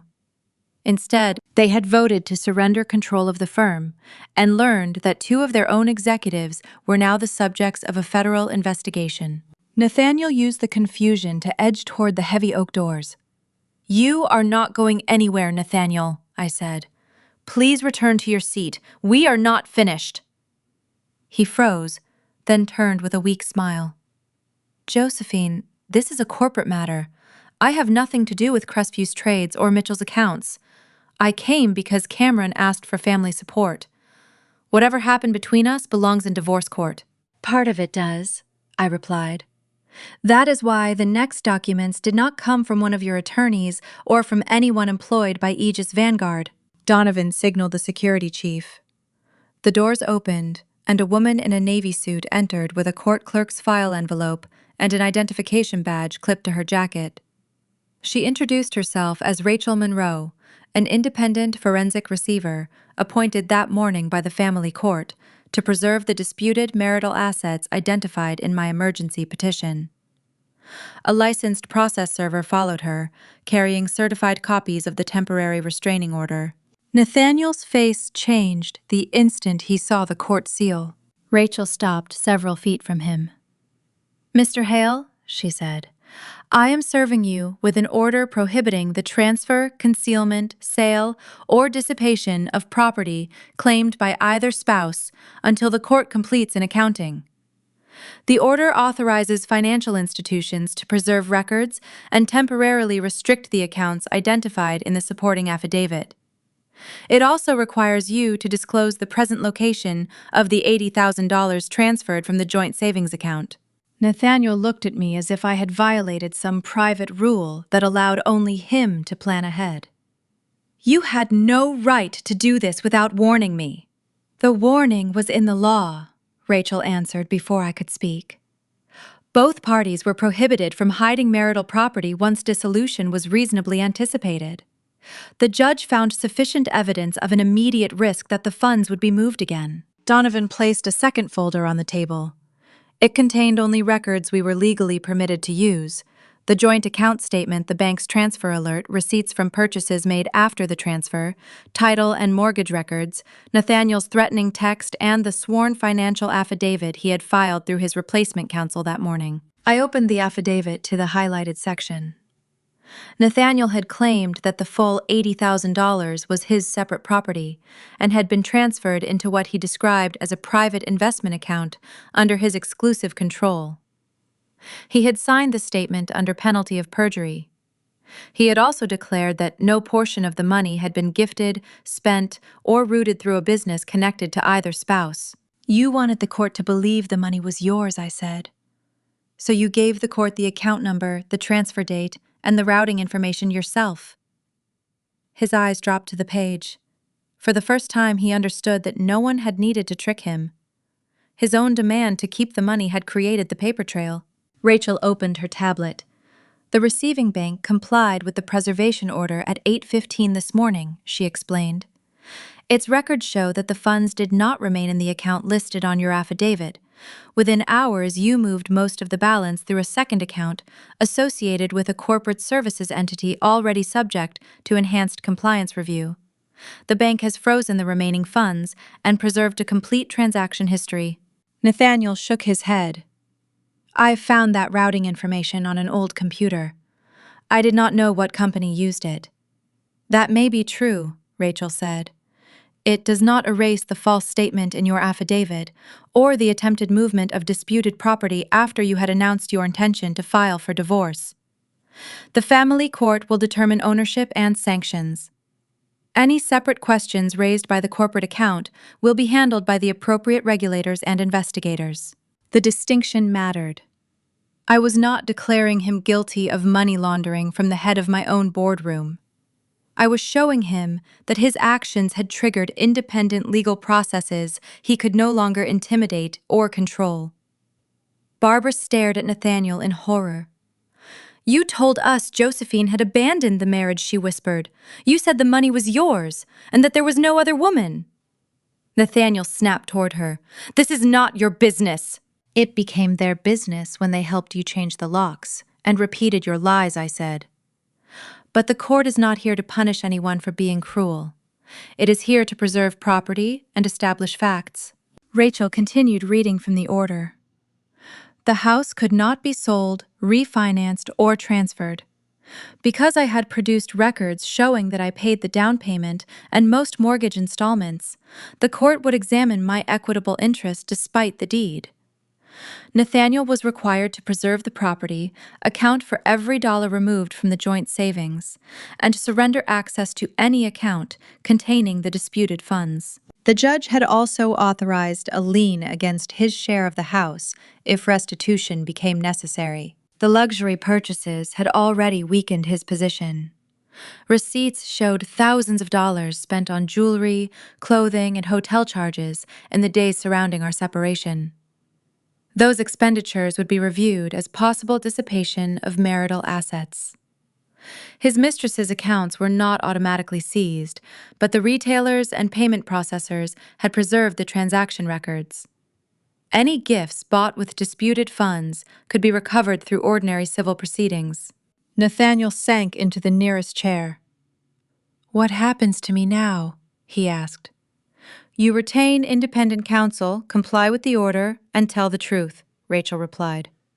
"If you violate the restrictions, the court can impose contempt sanctions. If investigators find evidence of separate offenses, that decision belongs to them." He looked at me, searching for the frightened wife he had expected to control. "Please, Josephine, withdraw the petition. I will put the money back. We can sell the house and divide it. I made a mistake." "You did not make one mistake," I said quietly. "You planned my eviction, coordinated the lock change, emptied the account while I was being fired, threatened to bankrupt me with legal fees, and spent our savings on another woman. The court order is not revenge. It is the first boundary you have ever been forced to respect." He lowered his head. The boardroom had stripped away every illusion he carried into it. He was no longer the clever husband who had trapped a helpless wife. He was a litigant, subject to a preservation order, facing a detailed accounting and the possibility that his sworn statements would be used against him. Rachel completed service and asked security to escort Nathaniel to a private conference room where he could contact counsel and acknowledge receipt. 2 guards approached, not to arrest him, but to ensure he did not leave the building with restricted company materials or interfere with the ongoing investigation. He rose unsteadily and followed them toward the doors. Before he crossed the threshold, he looked back once.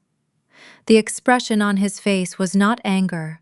It was the stunned fear of a man realizing that money charm and family approval could no longer shield him from written evidence. The doors closed behind him. With Nathaniel removed, the atmosphere shifted toward Barbara and William. They had watched Cameron lose his position, Mitchell lose his company, and Nathaniel lose control of the assets he believed he had stolen safely. The magnitude of what they had enabled finally settled over them. I turned my chair slowly to face my parents and waited for them to decide whether they would accept the truth or invent one more excuse. With Nathaniel removed from the equation, the atmosphere in the room shifted. The dense, suffocating silence returned, but this time it centered entirely on the 2 people standing near the head of the dark walnut table. My parents, Barbara and William, had watched the entire systematic execution of my enemies in a state of profound shock. They had seen their beloved golden boy Cameron handed a federal subpoena that guaranteed a lengthy prison sentence. They had watched the husband they defended get stripped of everything he owned. The terrifying magnitude of my power had finally penetrated their thick layers of suburban arrogance. I turned my chair slowly to face them. I rested my hands flat on the cool surface of the table, waiting to see what strategy they would employ now that their precious delusions had been violently shattered. William was the first to attempt a recovery. Josephine, he started, though his voice wavered noticeably. This has gone far enough. But sending your own brother to federal prison is taking a business dispute to an unacceptable extreme. You need to call off your lawyers and fix this mess right now. I did not respond. I simply stared at him, my expression blank. My absolute lack of compliance unsettled him deeply. He looked down at Cameron, who was still quietly weeping into his hands, unable to even look up at the sister he had casually betrayed, just to further his own unearned career. Barbara realized that my father's aggressive approach was failing. She quickly changed tactics, transitioning from the arrogant matriarch to the desperate, loving mother in a matter of seconds. Her eyes welled up with large, dramatic tears. She took a step toward me, clasping her hands together against her chest in a gesture of frantic pleading. "Josephine, my beautiful, smart girl," Barbara cried out, her voice trembling with manufactured sorrow. "Please, you have to listen to me. We are your family. We are your own flesh and blood. You know that Cameron is just naive. You cannot let them take him away from us. He will not survive in a federal prison. You have to save him." I watched her perform, marveling at how easily she could summon tears when it served her interests. This was the exact same woman who had stood on a dry, well-lit porch and hurled a dirty purse at my chest while I stood shivering in a freezing rainstorm. She only cared now because her golden child was facing the brutal, unavoidable consequences of his own criminal actions. "We are family," Josephine Barbara continued, taking another hesitant step closer. "Families make mistakes. You have all this money and power now. You can afford to make this entire legal nightmare disappear. We will make it up to you, I promise. We will be a real family again. Just, please, do not do this to your little brother." The sheer hypocrisy of her plea burned like acid in my veins, but my voice remained perfectly calm and frighteningly cold. "A real family," I repeated softly, letting the words hang in the heavy air of the boardroom. "Is that what you think we are, Barbara?" "Yes, of course we are," she sobbed eagerly, nodding her head. "We are your parents. We love you." "Family does not lock their daughter out in the middle of a dangerous winter storm," I stated. "Family does not laugh at their daughter when she loses her livelihood. And family certainly does not defend and support an abusive, cheating husband simply because he validates their own toxic narrative." William slammed his hand against the back of Cameron's chair. "We were lied to," he shouted defensively. "Cameron and Nathaniel lied to us about what happened. If we had known the actual truth about your company, we never would have turned you away from the house." "That is exactly my point, Dad," I replied, my eyes narrowing as I locked my gaze with his. "You only regret your actions because you found out I am a billionaire. If I truly had been fired for incompetence, if I truly had been broke and desperate that night on your porch, you would have slept perfectly fine knowing I was freezing in my car. You do not love me. You love what my wealth can do to save your precious son from a federal indictment."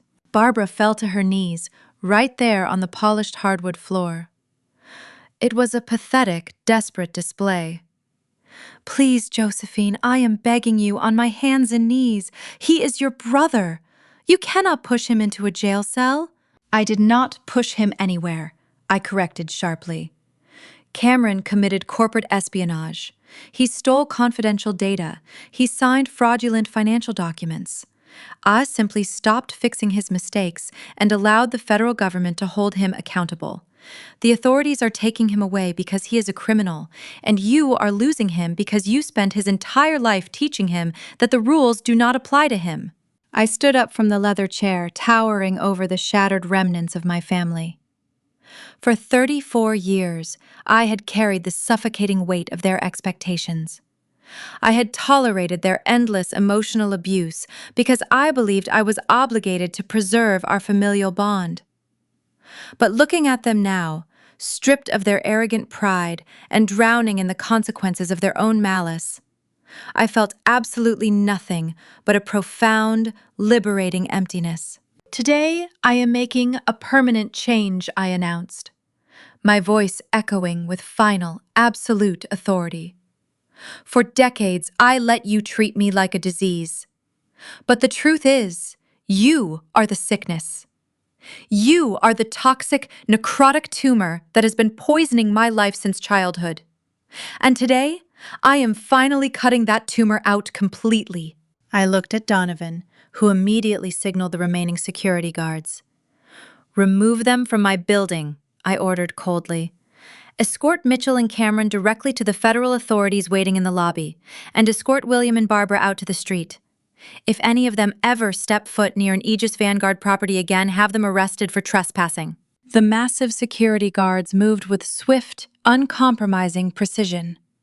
They hauled the weeping Cameron and the catatonic Mitchell out of their chairs. They forcefully grabbed a shouting William by the arm and pulled Barbara up from her knees. My parents screamed my name, pleading and begging for mercy as they were physically dragged backward toward the heavy oak doors. I did not blink. I did not turn away. I stood perfectly still, watching with cold, detached satisfaction as the heavy doors swung shut, cutting off their desperate cries and sealing them out of my life forever. The heavy oak doors clicked shut, and the sudden silence wrapped around me like a comforting embrace. For the first time, the overwhelming noise of my family's manipulations was entirely extinguished. I stood at the head of the walnut table, looking at the federal subpoenas resting on the polished wood. Donovan stepped up beside me, gathering the remaining documents. He nodded, acknowledging that the removal of my toxic past was complete. I walked over to the floor-to-ceiling windows. The storm had broken, leaving the city bathed in unfiltered sunlight. 3 months passed with the rapid, unstoppable momentum of a landslide. With Crestview Partners fully absorbed into the Aegis Vanguard portfolio, my days were consumed by the intricate process of liquidating their remaining assets and restructuring their salvageable divisions. I purchased a modern penthouse overlooking the river, decorating it to my own tastes without having to justify the expenses to anyone. I threw myself into my true work, free from the disguise I had worn for so long. The consequences for the people who had tried to destroy me unfolded with a poetic, devastating precision. I learned about Nathaniel's fate on a Tuesday afternoon while attending a working lunch with Donovan. Walking past a busy steakhouse, a familiar voice caught my attention. I paused, glancing through the plate glass window. There, wearing an ill-fitting black uniform and carrying a heavy tray of dirty dishes, was my former husband. Nathaniel looked exhausted and entirely defeated. The smug confidence that defined his features when he locked me out was eradicated. His face was drawn, dark circles shadowing his eyes. He was arguing with a disgruntled customer, his shoulders hunched in submission. Donovan stood beside me, observing the scene with mild amusement. "The court-ordered accounting had wiped Nathaniel out," he explained. "The judge found that Nathaniel had dissipated marital assets and made false statements in his sworn disclosures. When he could not satisfy the restitution judgment or maintain the mortgage, the house was sold under court supervision. My equitable share and the remaining joint funds were restored first, while his share was applied to restitution, legal fees, and civil penalties arising from the transfer. A separate federal inquiry into the Crestview linked account forced him to cooperate and preserve records.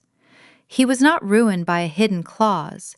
He was ruined by the documents he signed and the money he tried to conceal." "And his young companion?" I asked, keeping my gaze fixed on Nathaniel as he desperately wiped down a sticky table with a ragged cloth. "She vanished the moment his bank accounts were frozen," Donovan replied, a smirk on his lips. She packed her expensive coats and handbags and left him sitting in an empty apartment.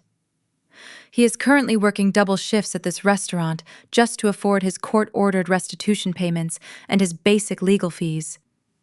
He will be paying off the heavy price of his own greed for the rest of his natural life. I watched Nathaniel for a moment longer, feeling absolutely nothing but a cold, distant closure. He had traded a loyal partner and a comfortable life for a fleeting illusion of superiority. And now he was drowning in the miserable reality he had meticulously constructed for himself. I turned away and continued walking down the street, leaving him to his dirty dishes. The following week, the true depth of my family's ruin was broadcast for the entire city to see. I sat in my private office at Aegis Vanguard, sipping a dark coffee as I watched the morning news feed on my secondary monitor. The lead story featured footage from the federal courthouse. A swarm of reporters and camera crews crowded around the stone pillars, shouting questions as federal marshals escorted two men out of a transport van. Mitchell and Cameron emerged into the glaring sunlight, their hands securely fastened in front of them with heavy steel handcuffs. They were no longer wearing the expensive tailored suits they had paraded around the lobby in just a few months ago. They were dressed in the drab, humiliating jumpsuits of federal inmates awaiting trial. Mitchell looked terrified, actively hiding his face from the cameras. Cameron simply looked broken. The golden boy illusion had been shattered, exposing the incompetent criminal underneath for the whole world to scrutinize. The news anchor's voice filled my office, detailing the charges filed against both men, including corporate espionage, grand larceny, wire fraud, and conspiracy allegations arising from the offshore transfers. Prosecutors had built a substantial case using the records Crestview preserved after the acquisition and evidence obtained through court-authorized searches. Mitchell's effort to place Cameron's signature on the riskiest transactions did not erase his own communications, and Cameron's willingness to sign documents he did not understand did not excuse the theft of confidential data. Both men faced substantial federal prison exposure if convicted, although the final outcome and any sentence would be determined by the court. I watched my brother's absolutely terrified face as he was aggressively shoved through the heavy courthouse doors. He had spent his entire life expecting someone else to clean up his messes. He had expected me to quietly endure his mockery and absorb his failures. Now he was stepping into a cold concrete cell where our parents could not reach him, and where his arrogance would not save him. As the news segment transitioned to the weather forecast, I thought about Barbara and William. Their downfall was perhaps the most deeply satisfying consequence of all, because it struck at the very core of their superficial identities. When Cameron was officially indicted, his bail was set at an astronomical figure due to his status as a major flight risk. My parents, completely blinded by their desperate need to save their precious son, had immediately scrambled to liquidate their assets to afford his elite criminal defense team. But the lawyers they hired were incredibly expensive, and the astronomical legal fees drained their savings within a matter of weeks. They were forced to put the sprawling, immaculate colonial house in Oakbrook on the market. It was a desperate, rushed sale, and they had to accept an offer significantly below market value. The house where I had grown up, the house where they had cultivated their pristine suburban image and treated me like an unwelcome guest, was entirely gone. Through the private investigators Donovan had retained to monitor their movements, I learned that Barbara and William had relocated to a cramped, poorly maintained two-bedroom apartment in an undesirable neighborhood on the outskirts of the city. Their luxurious antique furniture did not fit in the tiny dark rooms, forcing them to sell most of their prized possessions for pennies just to pay for rent. The social circles they had spent decades cultivating had entirely abandoned them. The country club immediately revoked their membership. Their wealthy friends stopped returning their calls, unwilling to associate with the parents of a convicted fraudster. Barbara could no longer host her lavish dinner parties, and William could no longer brag to colleagues about his son. They were completely isolated, trapped in a dingy apartment with nothing but their own profound regrets and the mounting legal bills for a son destined for federal prison. They had willfully traded the dedicated daughter who would have cared for them for a manipulative son who had ultimately destroyed their entire lives. I closed the news feed and leaned back in my leather chair, looking out at the financial district. The sky outside was a brilliant blue. The chains of familial obligation were finally broken. I had not just survived their cruelty. I dismantled it completely, ensuring the people who tried to bury me were the ones left suffocating under the dirt. My quiet reflection was interrupted by a soft, steady chime from the private intercom embedded in the surface of my desk. I pressed the silver button, acknowledging the call. Grace spoke her voice, maintaining its usual crisp, professional cadence. She informed me that a situation was unfolding at the ground floor security perimeter. Two individuals claiming to be my parents were currently standing outside the main glass barricades, refusing to leave the premises. They were demanding a personal audience with the chairman of the board. I did not feel a sudden spike of anxiety or anger.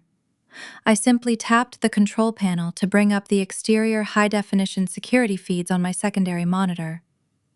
The camera angled down over the sweeping concrete steps of the Aegis Vanguard Plaza.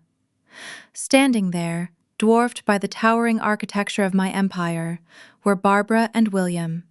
The visual contrast between the arrogant couple who had locked me out in a freezing storm and the two frail figures pleading with my security team was staggering. William was wearing a suit that was visibly 2 sizes too large. His shoulders were rounded, burdened by the crushing weight of his son's legal fees.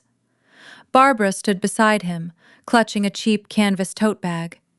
Her hair looked brittle and neglected. The heavy gold necklaces and diamond earrings she used to parade around the country club were entirely absent, undoubtedly pawned to pay for Cameron's desperate defense attorneys. I increased the volume on the localized audio feed. I could hear their voices, thin and reedy, carrying over the ambient noise of the financial district. William was attempting to negotiate with the impassive security chief. He was bargaining for his pride, bargaining for a scrap of the wealth he had once mockingly told me I would never achieve. "Please, you have to call her office," William begged, his voice cracking with a pathetic desperation. "Just tell Josephine that her mother and father are out here. We just need 5 minutes of her time. We lost our home. We lost our savings. We are completely destitute. Just tell her we need a small monthly stipend to survive. We are her family. She has billions of dollars. She can spare a simple retirement allowance for the people who raised her." Barbara stepped forward, tears streaming down her pale, unadorned cheeks. "Tell my beautiful daughter that I am so incredibly sorry," Barbara cried out to the stone-faced guard. "Tell her I will do anything to make it right. We just want to see her. We just want to be a family again. We have absolutely no one else in the world to turn to." I sat back in my leather chair watching their performance with absolute, chilling detachment. They were not crying because they missed their daughter. They were crying because they were hungry, poor, and stripped of their suburban royalty status. They were grieving their bank accounts, not their relationship with me. There was a time in my life when seeing my mother weep would have fractured my resolve. I would have rushed downstairs, opened my checkbook, and bought my way back into their conditional affection. But that naive, desperate woman no longer existed. I pressed the intercom button again. "Grace," I said calmly, "please come into my office."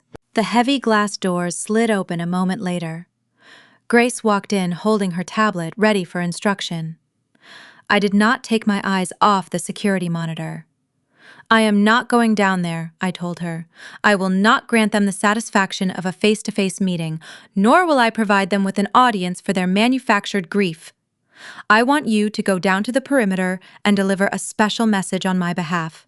I pulled open the bottom drawer of my desk and retrieved a medium-sized, pristine white preservation box. I placed it carefully on the polished walnut desk and lifted the lid. Inside, resting on a bed of archival tissue paper, was the old, frayed, water-damaged leather handbag. It was the exact same purse my mother had violently hurled at my chest on the night she and William locked me out in the torrential downpour. I had retrieved it from the gutter the next morning and kept it as a physical reminder. Next, I opened a secure file on my computer and printed a single, heavily formalized legal document. It was an invoice for exactly $80,000. During the initial days following Nathaniel's disastrous divorce filing, he had desperately needed a retainer for his criminal defense lawyers. William, still operating under the delusion that Cameron's mythical $500 million contract would save them all, had arrogantly signed a binding financial surety bond to guarantee Nathaniel's legal debt. He did not realize that Aegis Vanguard had subsequently purchased the debt collection agency handling that specific surety bond. I took a sleek silver pen and signed the bottom of the invoice, authorizing the immediate collection of the debt. I placed the crisp white document directly on top of the ruined leather purse and secured the lid on the preservation box. "Bring this to them," I instructed Grace, sliding the box across the desk. "Tell them this is the only retirement allowance they will ever receive from my estate. Tell them their debt is officially called due, and if they cannot pay the $80,000 by the end of the business week, our Asset Recovery Division will begin seizing whatever miserable possessions they have left in their new apartment." Grace took the box with a solemn, respectful nod. She understood the weight of the task. "I will handle it personally, Madam Chairman." I turned my attention back to the high-definition monitor. A few minutes later, I watched the heavy glass doors of the lobby slide open. Grace stepped out onto the concrete plaza, carrying the pristine white box. William and Barbara immediately stopped their pathetic pleading and rushed toward her, their faces lighting up with a sudden, greedy hope. They genuinely believed I had sent my assistant down with a generous severance package or a lucrative check to rescue them from their self-inflicted poverty. Grace stopped a few feet away from them, maintaining a cold, professional barrier. She spoke clearly, delivering my exact message without a single trace of sympathy. I could not hear the audio, but I saw the exact moment the realization struck them. William eagerly reached out and snatched the lid off the white box. Barbara leaned over his shoulder, expecting to see stacks of cash or a gilded contract. Instead, her eyes locked onto the ruined, dirty leather purse she had used as a weapon against her own daughter. The color drained from her face entirely. She stumbled backward, covering her mouth with her hands as the horrifying memory of that rainy night crashed into her present reality. William simply dropped the box. He picked up the piece of paper resting on top of the ruined leather. I watched his eyes scan the $80,000 invoice. I watched his shoulders collapse as he realized he was legally bound to pay for Nathaniel's crimes, a debt he had willingly assumed just to spite me. The security team escorted their broken figures away into the crowded streets. I turned the monitors off. The air in my private office felt lighter now. I had finally returned the exact energy they had given me. With the security monitors powered down and the final tether to my toxic bloodline severed, the atmosphere in my office felt entirely different. It was no longer a war room. It was simply mine.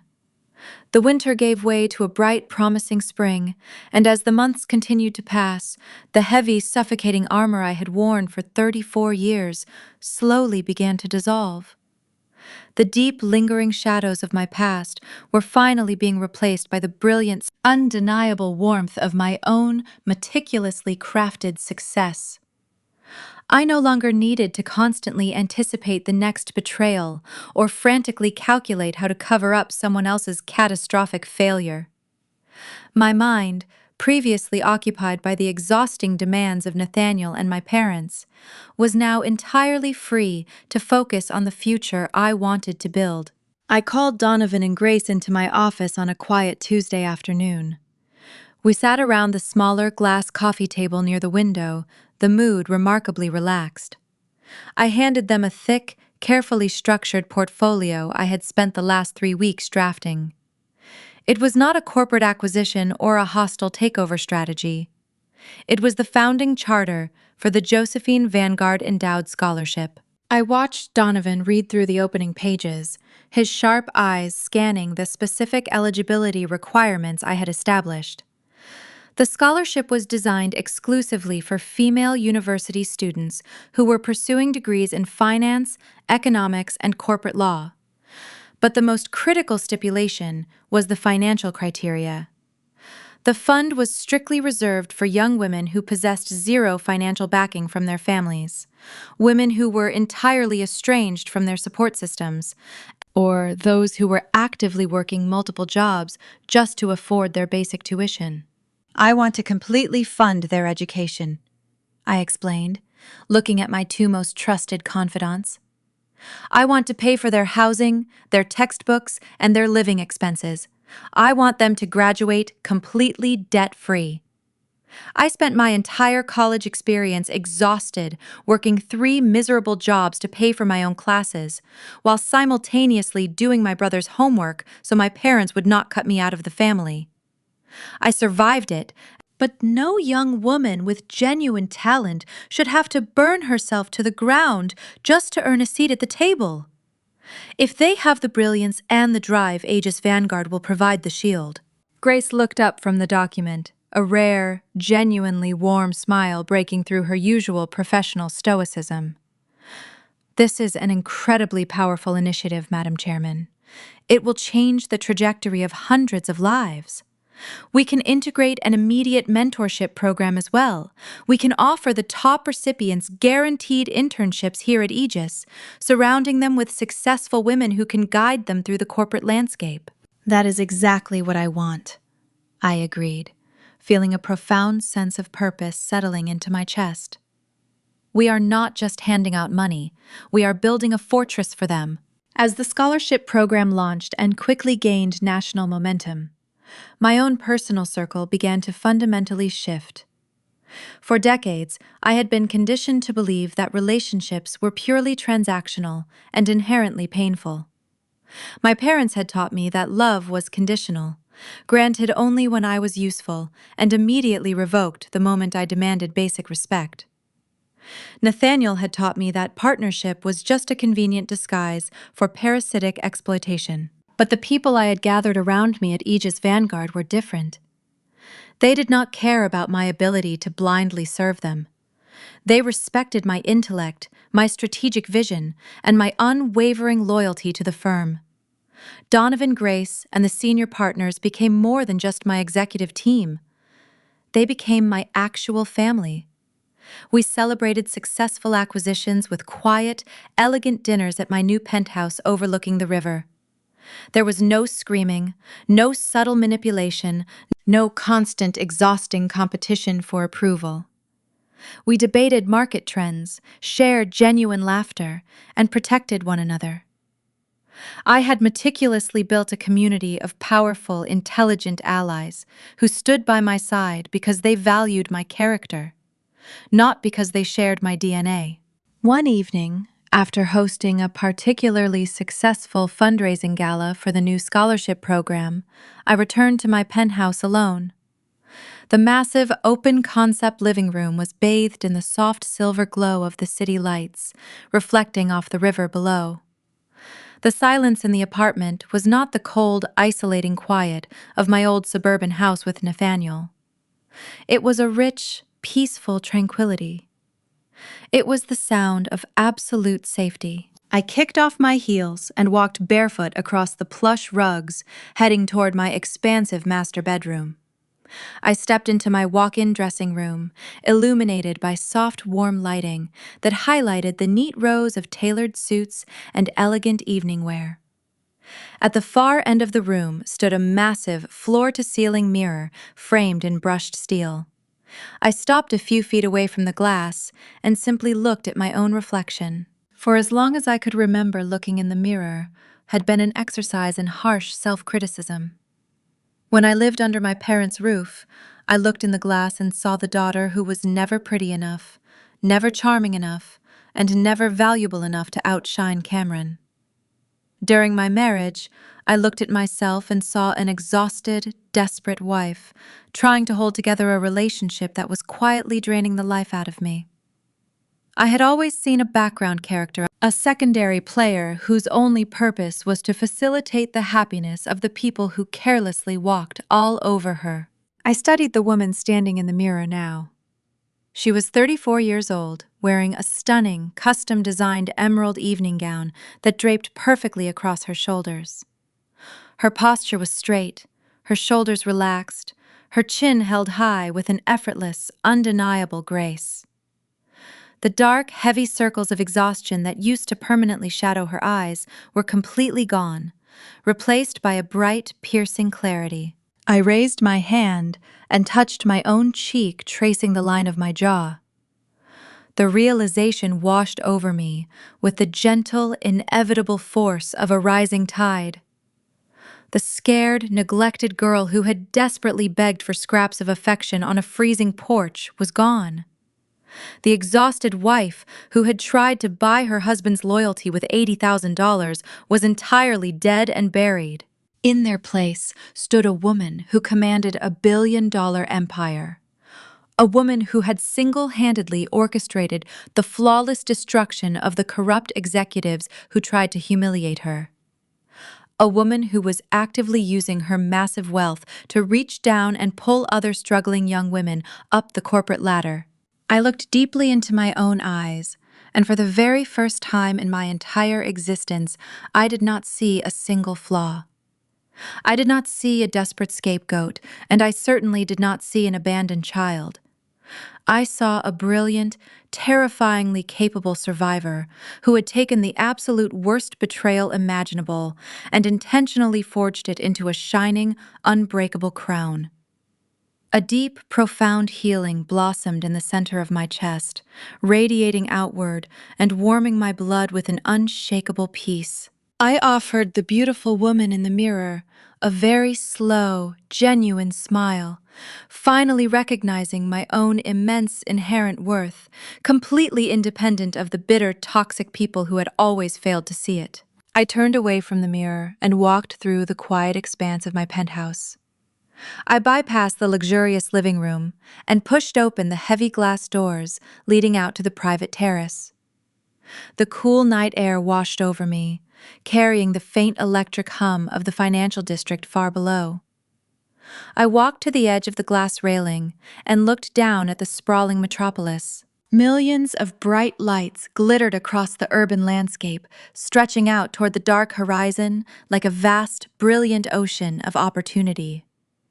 Standing on the highest balcony in the city, suspended between the starry sky and the towering skyscrapers, I felt an overwhelming sense of absolute clarity. Just a few short months ago, I was standing on a very different porch. I remembered the freezing rain soaking through my clothes, the crushing weight of a cardboard box in my arms, and the devastating slam of a heavy oak door locking me out in the dark. I had spent my entire life shivering in the cold shadows cast by my own family.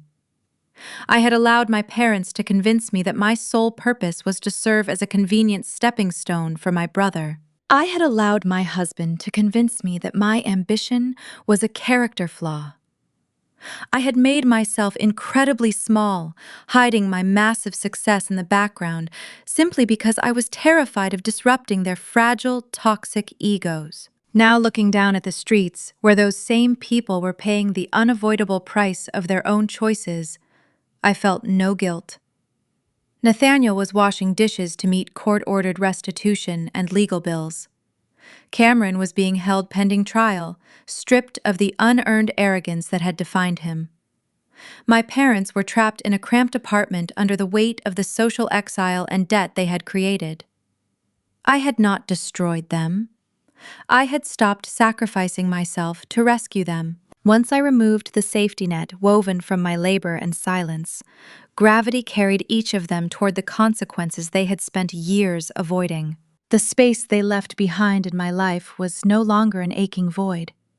It was a wide open foundation, and I was already building something magnificent upon it. Through Aegis Vanguard and the new Scholarship Foundation, I was actively reaching into the darkness and pulling other struggling young women up into the light. I was surrounding myself with brilliant, fiercely loyal allies like Donovan and Grace, people who respected my intellect and stood by me in the trenches. I was no longer begging for a seat at a table that despised me. I had built my own table, and I was solely responsible for deciding who earned the privilege of sitting there. The cold wind picked up, ruffling the silk of my evening gown, but I did not shiver. The warmth radiating from my own internal peace was entirely impervious to the winter weather. I leaned my hands against the smooth glass railing, taking one final sweeping look at the beautiful, illuminated city I now effectively controlled. A quiet, knowing smile spread across my face as the ultimate truth of my journey finally crystallized in my mind. The human resources executives at Crestview Partners had called me into that glass room to fire me because they thought I could not possibly handle working two jobs at the same time. Looking back on it now, I realize they were absolutely right. I really could not do it anymore. I could not pretend to be a docile, submissive daughter begging for scraps of maternal affection. I could not pretend to be an obedient, neglected wife, desperate to keep a broken marriage intact. And I certainly could not balance all of those pathetic, suffocating roles while secretly ruling a billion-dollar financial empire in the shadows. They were right to force my hand, because trying to be a victim and a queen simultaneously was completely exhausting. The game they played was incredibly small, and I had simply outgrown the board. So I made my final choice. From this very moment forward, I am officially resigning from the heavy burden of being their tragic scapegoat. I turned my back on the glittering skyline and walked back inside my penthouse. From now on, I only do one job. I am the one who makes the rules. My reign has just begun, and I am finally free. If you have ever had to walk away from family or partners who tried to keep you small, I would love to hear how you reclaimed your power. Share your story in the comments below. Please hit that like button and subscribe for more stories about surviving betrayal and forging your own path forward. Thank you for listening.